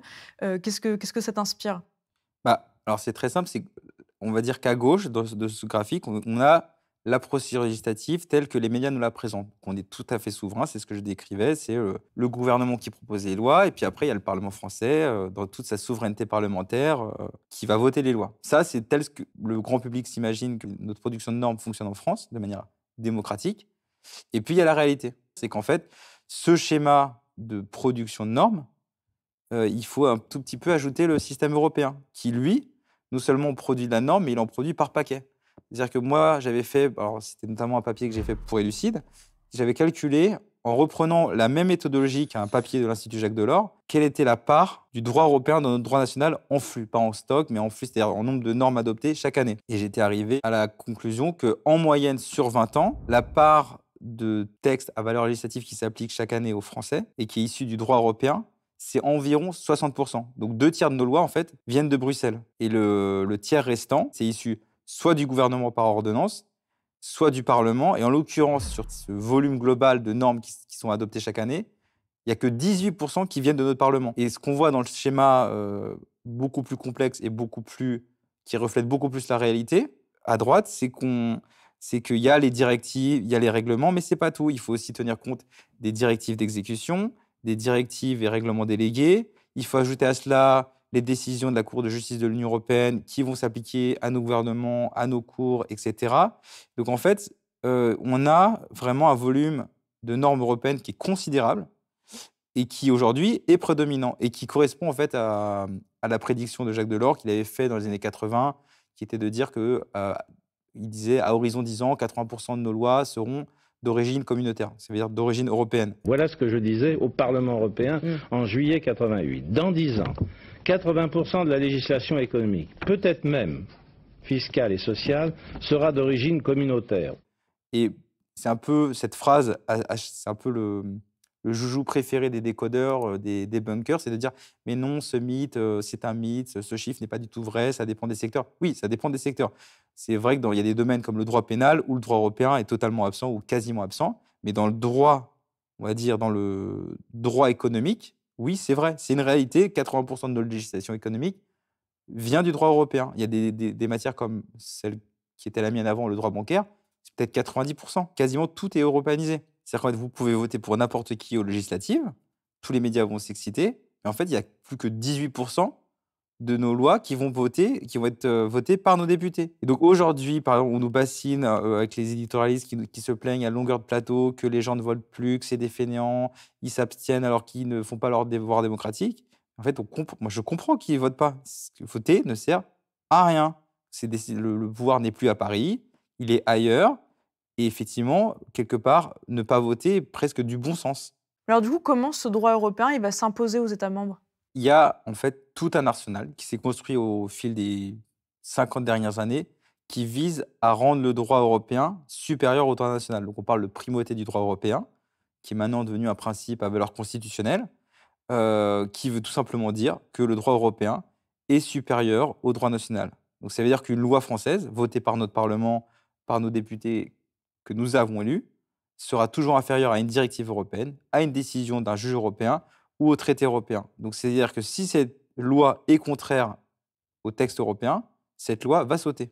Et ce n'est pas un cas d'école, ça arrive tout le temps. Ce qu'on ne sait pas, c'est que la Commission européenne passe son temps, et pas depuis 10 jours, hein, depuis 30 ans à 40 ans, à poursuivre les États devant ses propres tribunaux parce qu'ils appliquent mal le droit européen ou parce que leur droit n'est pas assez conforme aux fameuses 4 libertés de circulation des biens, des services, des capitaux et des hommes. Et donc, on a ces poursuites permanentes, les recours en manquement, entre autres, qui permettent à la Commission d'obtenir une mise en conformité du droit national, donc de notre droit à nous, par rapport au droit des traités. Mais qui a décidé de cette primauté du droit européen? La primauté du droit européen, c'est un principe qui a été autodécidé, qui ne figurait pas dans les traités. Il n'était même pas dans le traité de Rome. C'est la Cour de justice de Luxembourg, donc les juges européens, qui ont sorti ça, alors je peux dire de leur chapeau. Mais en fait, ce principe-là, qui est aujourd'hui représenté comme allant de soi, c'est très naturel, oui, bien sûr, la primauté du droit européen, c'est une évidence. Non, ce n'était pas une évidence. C'était tellement pas une évidence que la Cour de cassation, le Conseil d'État et nos cours, les cours homologues, c'est-à-dire en Italie ou en Allemagne, ont lutté contre pendant 20 à 30 ans. C'est-à-dire qu'en fait, il y avait une décision, à chaque fois qu'il y avait une décision européenne qui disait primauté du droit européen, les cours suprêmes nationales disaient l'inverse. Et ce qui s'est passé, si on fait très très vite, c'est qu'il y a eu des rapports de force entre les cours suprêmes nationales et les cours de première instance qui, elles, grâce au traité européen, avaient un pouvoir d'interprétation du droit européen. Et les petites cours, par exemple nos TGI de l'époque, ou les tribunaux administratifs de première instance, ont mené des guerres grâce au droit européen contre leur Cour suprême. Et en fait, c'est ces guerres internes grâce au droit européen qui a permis, petit à petit, concession par concession, décision par décision, de faire prévaloir, encore une fois, jurisprudence après jurisprudence, le principe de primauté du droit européen sur le droit national. Et à la dernière cour, la plus haute en France à accepter ce principe, c'est le Conseil d'État, avec l'arrêt Nicolo, en 1989, encore une fois que tous les étudiants en droit connaissent, où le Conseil d'État, on va dire, se soumet et reconnaît enfin, il a fallu 30 ans, qu'ils reconnaissent la primauté du droit européen sur le droit national. Donc non, ce principe ne va pas de soi, puisque pendant 30 ans, il y a eu des décisions contraires. Alors maintenant, il faut qu'on parle d'un événement qui est très important pour comprendre la fuite en avant européiste et la dépossession des États. Un événement dont on parle absolument jamais, c'est le semestre européen. Est-ce que tu peux nous expliquer qu'est-ce que c'est que ce semestre européen? Alors le semestre européen, c'est absolument fondamental que les gens puissent comprendre ce que c'est et puissent s'en saisir, puisque c'est en fait un dispositif qui aujourd'hui, de manière invisible, est au cœur de notre vie politique et de notre vie économique nationale. C'est un mot qui est absolument jamais prononcé à la télé. Moi, j'avais fait des recherches sur l'INA, c'est un mot qui, je crois, n'a jamais figuré dans aucun JT. Il a peut-être été prononcé une fois à la radio, mais il apparaît de manière non contextualisée dans la presse. On ne sait pas ce que ça veut dire, un semestre européen. Encore une énième procédure européenne un peu pénible à comprendre et sans impact. Et en fait, non, le semestre européen, ça a été créé à partir des années 2010, au cœur de la crise des dettes souveraines. Et encore une fois, alors le semestre européen, c'est encore une mauvaise idée française qui a dégénéré, qui s'est retournée contre nous. Donc qu'est-ce que c'est? C'est l'idée, derrière ce jargon qui, effectivement, ça ne veut rien dire, un semestre européen, ça ne veut strictement rien dire. C'est une procédure, en fait, qui a lieu chaque année et qui donne à la Commission européenne des nouveaux pouvoirs, un droit de regard vraiment renforcé sur les budgets, nos budgets à nous. Donc c'était déjà le cas avant, mais c'est vraiment maintenant, il y a un droit de veto sous certaines conditions de la Commission européenne. Et par exemple, la Commission européenne a déjà retoqué le budget de l'Italie en 2018. Ça, c'est pour le volet budgétaire. Mais le principal apport, et c'est là, encore une fois, une idée française du semestre européen, c'est le pouvoir donné à la Commission de recommander, je mets des guillemets, des réformes structurelles aux États. Je pense pour ma part qu'il faut au contraire surmonter cette crise, et on y reviendra peut-être, en allant un coup plus loin dans la construction européenne. Moi, je pense que la zone euro doit devenir une Europe d'essence fédérale, avec un vrai gouvernement économique. C'est ce que souhaite le président Sarkozy depuis longtemps. Il a obtenu en grande partie satisfaction. Des progrès considérables ont été faits dans ce sens. Il faut une procédure budgétaire coordonnée, ça y est, ça s'appelle le semestre européen. Il faut une politique monétaire qui implique à la fois la Banque centrale européenne, mais aussi le gouvernement économique. Et il faut une politique d'harmonisation fiscale. On ne peut pas vivre dans une zone avec la même monnaie et des pays qui ont un taux d'impôt sur les sociétés de 12, d'autres qui ont un taux de 33.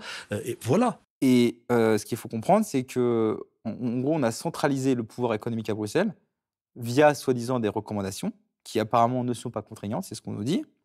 En tout cas, c'est ce que les fact-checkers aiment bien nous rassurer en disant non, non, non, mais il n'y a pas de problème, les recommandations, c'est les partis politiques complotistes qui disent que c'est obligatoire, mais en fait, ce n'est pas du tout obligatoire. Mais en fait, cette affirmation, elle est totalement fausse. Juridiquement, elle est fausse. En plus, même la Commission, je pense que vous leur demandez, ils ne s'en cacheraient pas. Les recommandations, effectivement, pour des États qui ne sont pas en procédure de déficit excessif, oui, les recommandations sont des recommandations, c'est-à-dire qu'elles ne sont pas obligatoires, elles ne sont pas contraignantes. Mais juridiquement, vous prenez les règlements européens qui encadrent cette procédure, qui prévoient ces recommandations, qu'on appelait avant les grandes orientations de politique économique, là, les GOP. Aujourd'hui, on parle de recommandations depuis 2011. Juridiquement, pour les États en procédure de déficit excessif ou en procédure de déséquilibre macroéconomique, donc je suis désolé pour le jargon, mais c'est ça qui existe, ces recommandations sont obligatoires. Elles sont vraiment obligatoires. Sinon, comme en cas de violation des règles de 3%, on peut avoir des amendes. Donc si on peut avoir une amende, c'est bien que c'est obligatoire. Est-ce qu'on a déjà eu des États sanctionnés? À jour, non, à cette date, il n'y a toujours pas eu d'État sanctionné par des violations de recommandations. Mais par exemple, chaque année, en tout cas, ces recommandations sont suivies des faits, puisque chaque année, la Commission européenne publie un petit camembert par État pour dire quel est le taux de respect de l'État par des recommandations européennes. Et la France, respecte, je ne sais plus en termes d'ordre de grandeur, a mis en œuvre 2/3 des recommandations de Bruxelles. Et ça, c'est chaque année depuis 2011. Mais par contre, alors autant il n'y a pas eu de sanction, par contre, quand on se plonge dans toute la littérature européenne, c'est-à-dire entre les échanges entre Bercy et la Commission européenne sous le quinquennat Hollande, c'était un ton extrêmement brutal. Et on a frôlé la sanction. Mais il était très clair, et puis il y a des pressions de nos voisins. Nos voisins voulaient qu'on passe, c'est pour ça que je parlais tout à l'heure de relations diplomatiques qui sont complètement empoisonnées et des pressions de nos voisins, pour qu'on passe ces réformes. Parce qu'encore une fois, nos voisins nous voient comme des cigales et des fainéants, et ils veulent des réformes. Donc non, il n'y a pas de sanction, mais en pratique, on passe les réformes. Et de toute façon, alors on pourrait se dire, oui, mais Emmanuel Macron n'a besoin d'aucune Commission européenne pour passer ces réformes, c'est absolument vrai. Et là où la question se pose du caractère contraignant des réformes, et là encore en ce moment, parce que c'est si on change qu'il y ait une véritable alternance politique en France. C'est-à-dire que si demain on a un pouvoir politique qui veut faire une politique sociale, un parti de gauche, la France elle est sous procédure de déficit excessif jusqu'en 2031. Les recommandations que Bruxelles va adresser, là, qui vont sortir a priori courant mai pour cette année, seront obligatoires. Donc quel que soit le résultat des élections, jusqu'en 2031, ces recommandations seront obligatoires. Et il est probable qu'en plus, si c'est un parti de gauche qui finit par être élu, le ton va changer, parce que nos voisins, ça les tend un tout petit peu. Donc oui, il y a des bonnes raisons, et ça va aussi tendre la BCE, de penser que ces recommandations vont être appliquées. Et je pense que ce qui serait intéressant, c'est que les journalistes comprennent ou s'intéressent effectivement grandement à cette procédure, qui aujourd'hui, en fait, en pratique, ça veut dire quoi? Ça veut dire que la Commission européenne dicte notre agenda économique, puisqu'elle nous dit quelles réformes passer. Et là, pour se rendre compte, parce que c'est peut-être un peu abstrait, il faudrait lire, moi je propose qu'on lise les recommandations, par exemple, de la Commission européenne pour l'année 2013, et on s'apercevrait qu'on a tout le quinquennat Hollande. Si on lit ensemble les recommandations de la Commission européenne pour l'année 2013. Réforme des collectivités territoriales. Réforme des retraites avec l'augmentation de l'âge de départ à la retraite et la durée des cotisations. Revue des régimes spéciaux sans augmentation des cotisations. Améliorer le coût-efficacité des dépenses de santé. Ça veut dire baisser les dépenses de santé. Réduction du coût du travail, baisse des cotisations patronales, limitation de la hausse du salaire minimum, renforcer la concurrence dans les services, Ouverture des magasins le dimanche, alors c'est pas écrit comme ça, hein, c'est faciliter l'ouverture des magasins. Mettre fin aux tarifs réglementés du gaz et de l'électricité pour les clients autres que les ménages. Réduire le taux de l'impôt sur les sociétés. Et enfin, déplacer la charge fiscale sur le travail vers les taxes environnementales ou la consommation. Donc ça c'est les bonnets rouges, hein. Et enfin, lancer une réforme de l'assurance chômage pour encourager de manière adéquate le retour vers l'emploi. Et donc là, en lisant ces recommandations, on s'aperçoit qu'on a tout le quinquennat Hollande. Et le problème, c'est que absolument aucun Français, probablement aucun journaliste politique dans ce pays ne connaît cette procédure. Pourtant, Bercy, je veux dire, il travaille main dans la main avec la Commission pour la mise en œuvre de ces recommandations. Ils les connaissent très, très bien. Il n'y a aucun mystère. Pour le coup, la Commission européenne les publie, ces recommandations, qui sont ensuite adoptées, validées par le Conseil de l'Union européenne, c'est-à-dire par l'ensemble des ministres de la zone euro. Enfin, non, pas de la zone euro, de l'Union européenne.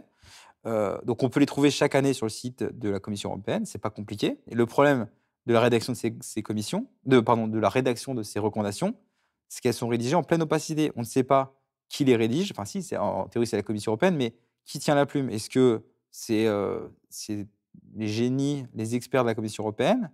Est-ce que c'est Business Europe? Parce qu'en fait, quand on regarde le baromètre, par exemple, ils publient un baromètre chaque année des recommandations à faire par État. On s'aperçoit que les recommandations de Business Europe sont exactement les mêmes que la Commission fait quelques mois après. Est-ce que c'est Business Europe? Est-ce que c'est le MEDEF? Est-ce que c'est Bercy qui souffle les recommandations qu'elle aimerait voir imposées à la France, à la Commission européenne? Ou est-ce que c'est juste un alignement idéologique? Dans tous les cas, on ne sait pas. Et donc, ça pose un problème, puisqu'en fait, ce système permet d'imposer aux États les réformes structurelles qui doivent passer, en tout cas les États qui sont sous procédure de déficit excessif. Et donc, il faut comprendre, encore une fois, qu'on a perdu le contrôle de notre agenda de réforme, en tout cas sur le plan économique, et que ça a été un transfert de souveraineté énorme, ça a été un transfert de souveraineté énorme, une révolution même juridique totalement silencieuse, et comme je le disais en introduction, c'est-à-dire qu'il y a eu une exposition médiatique inversement proportionnelle à son importance dans notre vie nationale. Moi, je redis, et je vois comment, par exemple, le semestre européen, on a du mal à se l'approprier. Mais pourquoi on a du mal à se l'approprier? Mais tout simplement parce qu'il n'y a pas un parti politique en France qui assume le fait que Bruxelles nous dise « vous allez faire telle ou telle chose ». C'est ça le fond du problème. C'est pas parce qu'on est des feignants ou parce qu'on est un parlement croupion. C'est parce qu'on n'assume pas politiquement cette affaire. Donc demain, vous m'expliquez que ça, on ne l'assume pas aujourd'hui, et vous m'expliquez que c'est demain le Parlement européen qui va dire le budget français, ce sera telle ou telle recommandation. Mais c'est totalement illusoire. Ça ne marchera pas. La seule manière de régler ce problème de conflit de légitimité, c'est qu'il y ait une instance, et je pense, parce que je pense que les parlements nationaux peuvent régler ce problème, une instance qui légitime démocratiquement les décisions qui sont prises au niveau de l'Eurogroupe, au niveau du sommet européen, et de sortir de ce conflit, de cette opposition permanente entre ce qui est décidé au niveau européen et puis la manière dont, au niveau national, les choses sont prises en compte. Et ça, de toute façon, cette centralisation du pouvoir économique, qui était un vœu français, qui encore une fois s'est retourné contre nous, immédiatement, c'est une implication directe de l'euro. Parce que l'euro a des implications économiques que j'ai décrites, mais c'est aussi des implications politiques. Parce que pour faire l'euro, il faut faire des réformes, il faut faire de la discipline budgétaire. Et voilà, ça a été institutionnalisé maintenant que la Commission a un pouvoir pour imposer des réformes. C'est ça le semestre européen. Alors, avec la guerre en Ukraine et les retournements récents de Trump, Bruxelles est absolument effrayée. Elle veut mettre en place une Europe de la défense. Or, jusqu'à présent, la défense, ça faisait partie du domaine réservé des États. Est-ce que tu penses que la Commission va profiter de cette crise pour s'emparer de ce pouvoir? Elle s'est emparée de la crise pour se doter de nouveaux pouvoirs. C'est déjà le cas. Alors, la Commission européenne a proposé un projet de règlement qui s'appelle le projet de règlement EDIP, dans lequel elle crée des nouvelles institutions et des nouveaux pouvoirs en concurrence des institutions qui existent déjà, parce que jusqu'à présent, il y a une Europe de la défense, entre guillemets, qui est purement intergouvernementale, c'est-à-dire basée sur la coopération des États. Il n'y a pas de supranationalité. Chaque État garde la main, et c'est sur la base du volontariat, de la bonne volonté, de la coopération entre États. Il y a déjà tout un ensemble d'institutions qui sont intergouvernementales, et en fait, la Commission européenne pose un peu ses pions pour créer, alors pour l'instant, ça reste très embryonnaire, c'est pas très menaçant en théorie, parce que c'est vraiment embryonnaire, mais ce sont des acteurs qui clairement ont le même rôle que les institutions qui sont sur une base intergouvernementale, sauf que puisque c'est au niveau de la Commission, ça sera supranational. Donc, ça sera la Commission qui pourra, par exemple, jouer le rôle de centrale d'achat. Et le projet de règlement prévoit aussi qu'une entreprise dans le secteur de la défense puisse être forcée de livrer certains matériels à des voisins européens. Donc, on a quand même des pouvoirs qui sont un peu étonnants. Enfin, là, elle met le pied dans la porte. Et l'idée, c'est qu'ensuite, une fois que ces premiers embryons de pouvoir sont posés, c'est d'aller plus loin. Là, on a le règlement EDIP, c'est la première brique à l'édifice, mais il y en aura d'autres. Ça ne va pas s'arrêter comme ça. Ce n'est pas l'histoire de la Commission européenne. La Commission européenne s'arroge un pouvoir, et en général, alors là, en plus, dans le cas de la défense, et ça a été dénoncé par le Sénat français, qui est en violation des traités. C'est-à-dire que les traités peuvent pas être plus clairs, c'est la défense relève des États. Et la Commission européenne, en disant oui, mais la défense, c'est aussi une question économique, c'est aussi une question de compétitivité et de marché intérieur, dit ah bah du coup, j'ai des pouvoirs en matière de défense. Là où les choses peuvent dégénérer, c'est que, comme j'ai dit tout à l'heure, donner du pouvoir à la Commission, c'est donner du pouvoir aux industriels. Donc ça dépend quels industriels. Est-ce que ça va être des industriels français, allemands, italiens? Donc ça va dépendre du rapport de force. Est-ce que les lobbyistes français seront assez doués pour faire valoir ça? Mais c'est un risque. Parce que si on se base sur, encore une fois, l'histoire de la Commission européenne, qui est quand même très poreuse à l'influence allemande et à l'influence de certains industriels, on peut imaginer que l'Allemagne arrive à faire... C'est un risque, ça ne va pas forcément arriver, mais c'est un risque que l'Allemagne arrive à faire tailler sur mesure, grâce à la Commission européenne, des normes en faveur de son industrie. Parce que là, par exemple, l'Allemagne pousse à ce que la Commission européenne puisse contrôler les exportations des États, les exportations en matière de défense. Donc c'est ça le risque. Ça ne va pas forcément arriver, mais c'est un risque. Est-ce que ce n'est pas le but finalement de l'Union européenne de vider petit à petit les États de leur souveraineté, de leur pouvoir politique et économique, pour en quelque sorte nous forcer à aller vers un fédéralisme sans la concertation des peuples? Alors ce qui est intéressant dans cette question, c'est que tu parles de but. Est-ce que c'est le but de la Commission européenne de priver les États de leur pouvoir et d'arriver à une Europe fédérale? En fait, peu importe si c'est le but ou pas. C'est qu'il y a un engrenage. Qu'on le veuille ou non, en fait, on va vers une Europe fédérale. Parce que c'est un engrenage, c'est un transfert de souveraineté. En appel à un autre, comme je disais pour la mondialisation, on fait la mondialisation, il faut donner plus de pouvoir à la Commission européenne pour réguler la mondialisation et le commerce. Et l'euro a aussi son engrenage propre, c'est-à-dire, on centralise la monnaie, donc il faut centraliser le pouvoir économique. Et là, on a une étape où on a créé, avec la crise Covid, de la dette au niveau européen. Alors on s'est dit, mais c'est génial, on a fait enfin de la dette européenne. Donc, on a entendu ça sur tous les plateaux. Voilà, les crises sont encore fécondes pour l'Union européenne, c'est magnifique, on vous l'avait bien dit, l'Europe est trop forte. Et en fait, l'idée de base de cette dette européenne, et ils nous ont dit, c'est des subventions pour les États, jamais la France n'aurait eu ces subventions sur l'Union européenne. En fait, ce qui est en train de se passer au moment, en tout cas, où on se parle, c'est que la dette n'est pas remboursée.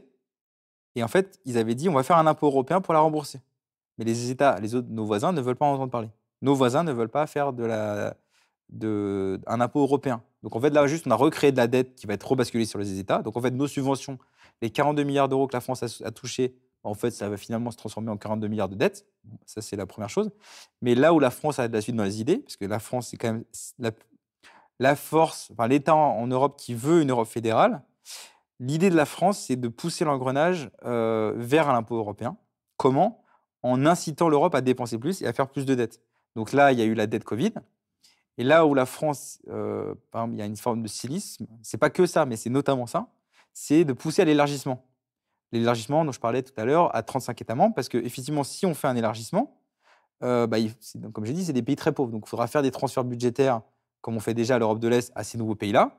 Donc en fait, on a plusieurs options. C'est soit on baisse le budget européen, soit on demande aux États de payer plus, ce qui est politiquement intenable, c'est absolument intenable, soit, au malchance, on va être contraint de faire un impôt européen. Et c'est pour ça que la France pousse à toujours plus de dettes au niveau européen, toujours plus de défenses. C'est volontaire, puis c'est dit dans ses notes de position, c'est pour créer un impôt européen. Donc là, la prochaine étape, en poussant à l'élargissement, en poussant à de la dette Covid, en poussant à de la dette militaire, parce que c'est aussi ça en ce moment le projet, c'est on va faire une Europe de la défense, il faut remilitariser l'Europe, et il faut des dépenses européennes de défense. C'est toujours la logique il faudra bien financer ça. Une fois qu'on aura créé un impôt européen, l'engrenage sera presque arrivé à sa logique ultime. C'est-à-dire qu'on imaginera, et ça continuera parce que c'est sans fin, mais on ira encore plus loin. Donc, si on fait un impôt européen, il faudrait un budget qui soit augmenté et qu'on mutualise un peu plus. Alors, a priori, nos voisins ne veulent pas en entendre parler, mais c'est ça que je disais, c'est que qu'on le veuille ou non, on va vers un engrenage. Et ça, vous l'entendrez au moment où il y aura les débats dans 5 à 6 ans sur l'élargissement, vous verrez sur les plateaux ceux qui vont nous dire « Ah, bah, on va être obligé de financer ça, on n'a pas envie de faire payer les Français, donc on va demander un impôt européen. » Et c'est ça qu'on va entendre, en fait. Et ça, c'est un peu le grand rêve français. Alors, en général, l'histoire prouve que toutes les idées françaises se retournent contre nous. Donc, ce qui va être intéressant de savoir, c'est quelle va être la phase de l'histoire et comment ça va se retourner contre nous. Bon, déjà, on peut, au-delà de l'ignominie économique que l'élargissement va être, comment l'État fédéral européen va se retourner contre la France. Bon, bah voilà, il y a des tas de tout ce qui peut tourner mal tournera mal. On va vers un Europe fédéral et qui va dépouiller la France de ses derniers attributs de souveraineté. Ça sera peut-être aussi la défense. C'est déjà la monnaie, c'est déjà le commerce, c'est déjà l'économie. Il ne reste pas grand-chose. Il va nous rester le pénal, le droit de décider de qui on met en prison ou pas. Et puis aujourd'hui, il nous reste... voilà, on va avoir des ministres, en fait. Il faudrait renommer les ministres. C'est plus des ministres de l'économie, c'est des ministres de la gestion des pénuries. Il faudrait un ministre du nivellement par le bas pour s'aligner avec les pays d'Europe de l'Est. Le seul pouvoir qui nous reste, c'est de décider comment on va gérer la pénurie et qui on va taxer. Est-ce qu'on va taxer, ou est-ce qu'on fait de la justice fiscale, est-ce qu'on taxe les riches ou pas? Parce qu'en fait, si on reste dans l'Europe ou dans l'euro, il n'y aura pas de bonne politique économique. Le prix à payer pour rester dans la zone euro, ça sera la sécurité sociale.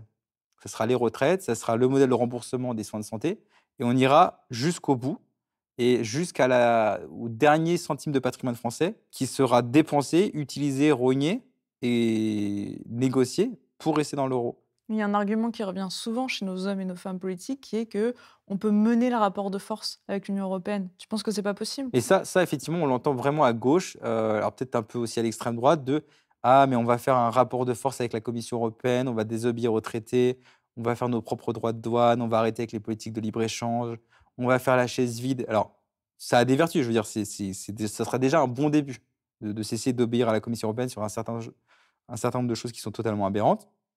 Mais parce que c'est beaucoup la gauche qui en parle, ce que la gauche oublie, c'est qu'il n'y a pas de rapport de force possible avec l'euro. En fait, l'euro, il est là. Donc, c'est ce que j'expliquais tout à l'heure avec le taux de change. Vous ne pouvez pas faire de rapport de force de dire ah bah on va baisser le taux de change de l'euro. Non, on ne peut pas baisser le taux de change de l'euro. Par définition, on ne peut pas. On ne va pas décider des taux directeurs. Ça reste la Banque centrale européenne. La France n'a plus de souveraineté monétaire. Donc en fait, vous pouvez faire tous les rapports de force que vous voulez. Vous pouvez faire la chaise vide. Vous pouvez faire du protectionnisme. Donc ça sera encore une fois un bon début. Arrêtez d'obéir aux juges européens. Mais en fait, c'est l'euro qui va quand même, in fine, déterminer principalement où va notre économie. Et ça, tous les programmes de gauche ne pourront rien y faire. Il n'y a aucune chaise vide qui changera le fait qu'on a la monnaie unique dans notre poche. Et si on ne s'attaque pas à ce problème, il n'y aura aucune bonne politique. Il n'y a aucune politique qui fonctionnera. Et si demain, vous voulez faire plaisir aux gens en augmentant le salaire minimum ou les salaires tout court, faire autre chose que la modération salariale, ça va se payer par des faillites. Vous aurez 6 mois de petits rebonds de croissance, ou 6 mois où vous faites plaisir, et ensuite ça va se terminer en catastrophe, parce que l'euro ne pourra se terminer qu'en catastrophe, sauf si on s'aligne par le bas avec les pays d'Europe de l'Est. Le destin de la France, c'est de s'effondrer et de payer jusqu'au bout le choix de la monnaie unique. Et ça, il faudrait que la gauche, qui a des prétentions de justice sociale, le comprenne. Et plus on attend, en fait, la France, c'est une maison en feu. Donc en fait, oui, le coût de la sortie de l'euro, ce sera pénible. En fait, oui, on va sauter de l'immeuble en feu, on va se péter une jambe, ça va être très très douloureux. Mais en fait, plus on attend, plus on saute haut, et plus ça va être douloureux. Mais au moins, on sera en vie. Sauf que là, en restant dans l'euro, on reste dans la maison qui crame, et on va mourir. Donc après, peut-être que c'est... au moins, on pourra mourir sur fond de musique européenne, d'hymne à la joie, et dans un linceul bleu avec des étoiles jaunes. Ça sera beau, ça sera au nom de l'Europe, on aura une belle mort.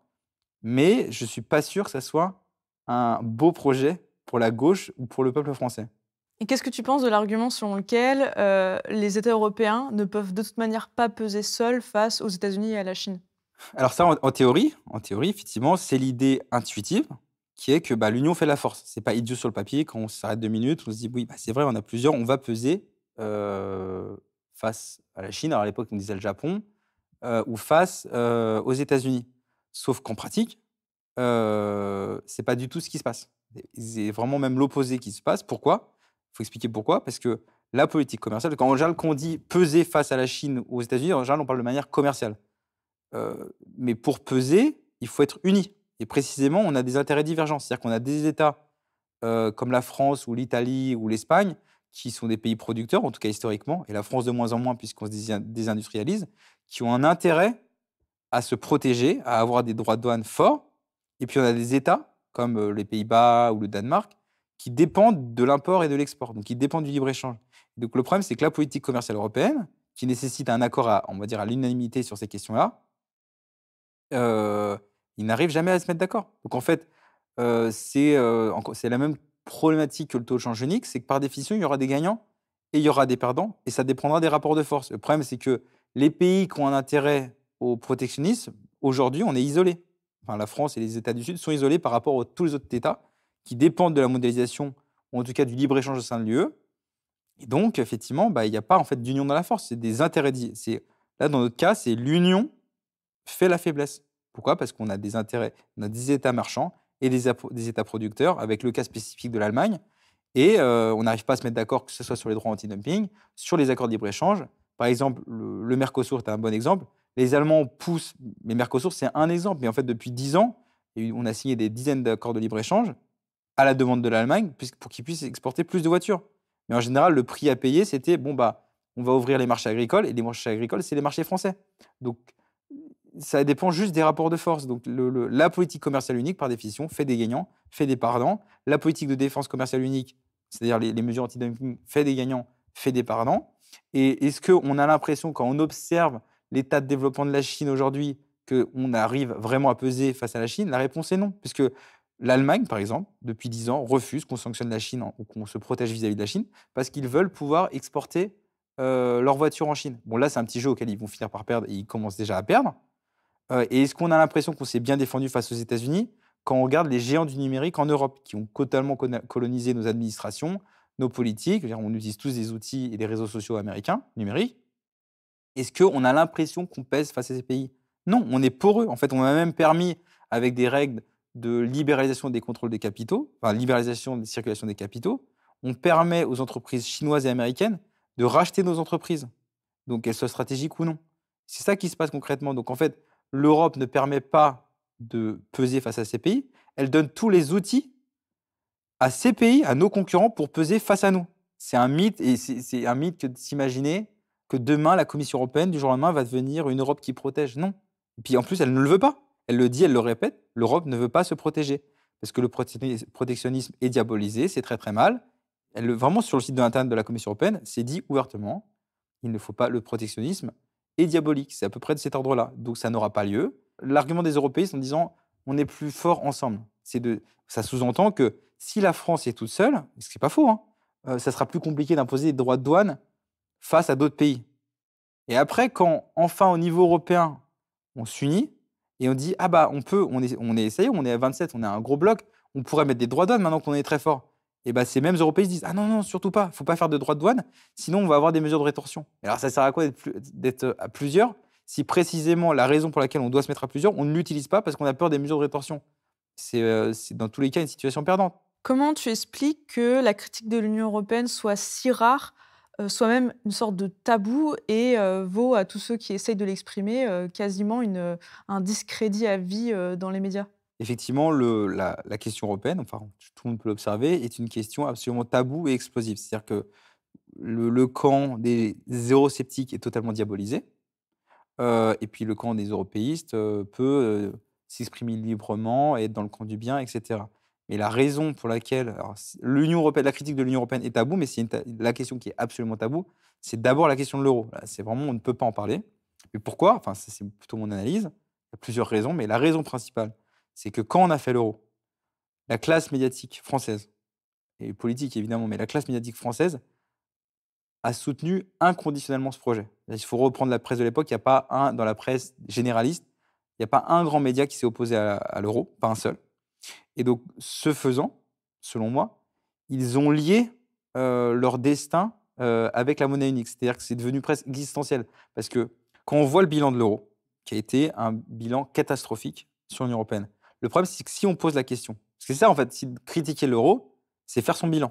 Si un jour, dans les médias, en commission d'enquête, on fait le bilan de l'euro, on va s'apercevoir que ce bilan est absolument catastrophique et que l'euro a été responsable de la désindustrialisation. En tout cas, un des principaux responsables. Et donc, ça veut dire qu'en fait, la classe médiatique et la classe politique, qui est encore en place, c'est les mêmes, c'est à peu près les mêmes têtes qui sont là depuis 30 ans, a un rôle écrasant dans le malheur français et dans le malheur des travailleurs français, dans tout ce qui nous arrive aujourd'hui.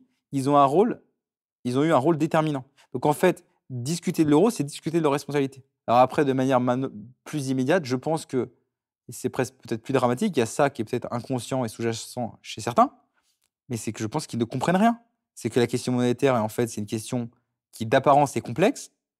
Clairement, et la question européenne elle-même est d'apparence complexe, parce qu'on la présente comme telle, mais en fait, les journalistes politiques, si on parle juste d'eux, parce que les journalistes économiques ont compris, ou comprennent la plupart de ces questions-là, mais les journalistes politiques qui font la pluie et le beau temps des discussions en France, à la télé ou dans la presse, n'y comprennent strictement rien. Ils ne veulent pas s'y intéresser. Et pour eux, en fait, ils ont cette vision, ils sont dans la bonne posture parce que l'Europe, c'est la paix, c'est le grand romantisme français de l'attachement à l'idée européenne. Mais en fait, eux-mêmes sont les premiers feignants à ne pas bosser le sujet. Je pense que sincèrement, ce serait intéressant que des gens le fassent. On leur pose des questions basiques sur comment fonctionne l'Union européenne. Je suis persuadé qu'ils n'ont pas la réponse. Ce que je disais tout à l'heure sur qu'est-ce que le Conseil de l'Union européenne, je pense qu'ils n'ont pas la réponse. Ils ne savent même pas ça. Donc forcément, c'est très confortable dans cette ignorance crasse de se dire qu'on est européen.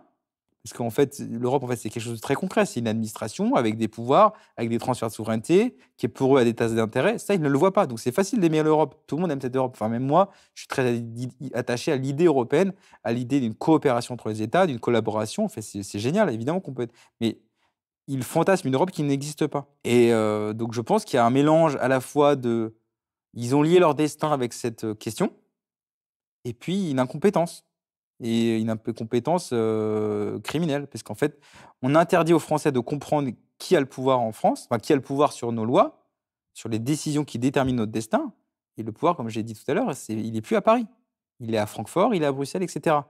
Et le problème, c'est que du coup, on a toute cette énergie militante où les gens vont dans la rue manifester contre les coupes budgétaires et surtout celles qui vont venir. Mais en fait, puisque le lien de causalité n'est jamais fait avec l'Europe, avec Bruxelles ou avec la Banque Centrale Européenne, et les gens pensent que le pouvoir est encore à Paris. Donc ils manifestent dans le vide, puisqu'en fait, c'est pas là que ça se joue. Donc en fait, les Français, quand ils vont manifester contre les retraites, etc., ils ont perdu, même s'ils gagnaient sur la réforme des retraites, ils vont gagner cette bataille, mais ils vont perdre 10 autres. Et ils ont perdu les 10 batailles qui vont se suivre, parce que l'euro implique la fin de notre modèle social. Tant que le lien de causalité n'est pas fait, les gens sont condamnés à perdre tous les combats. Et au lieu de militer contre les coupes budgétaires ou les énièmes réformes de l'assurance chômage ou réformes des retraites, ils devraient manifester contre la cause des causes, qui est l'euro. C'est là l'euro dont procèdent toutes ces réformes. Et donc, si toute cette énergie militante est gaspillée à faire des combats sectoriels sans s'attaquer à la cause, et on va perdre les 10 autres. Et ça sera autant d'énergie qui en plus va se transformer en colère puisqu'elle ne sera pas suivie d'effet. Et cette colère, elle peut se transformer de la pire des manières. Ça peut être la guerre civile, ça peut être le fascisme, ça peut être aussi le Front populaire, mais peut-être pas. Donc, il est impératif que, en tout cas, les forces sociales de ce pays s'emparent de la question européenne, puisque c'est le principal déterminant de l'existence même d'un modèle social en France. Voilà.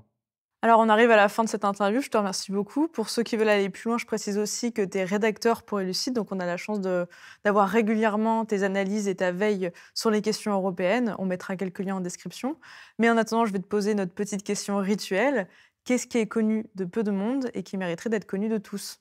Alors, c'est quelque chose que j'ai découvert récemment, peut-être un peu trop tard. C'est que le juge constitutionnel, ceux qu'on appelle les sages, là, les membres du Conseil constitutionnel, ceux qui sont censés garder la Constitution, protéger nos droits et nos libertés, passent leur temps, mais à un niveau que les gens n'imaginent pas, à trahir la Constitution, c'est-à-dire le texte dont ils ont la charge.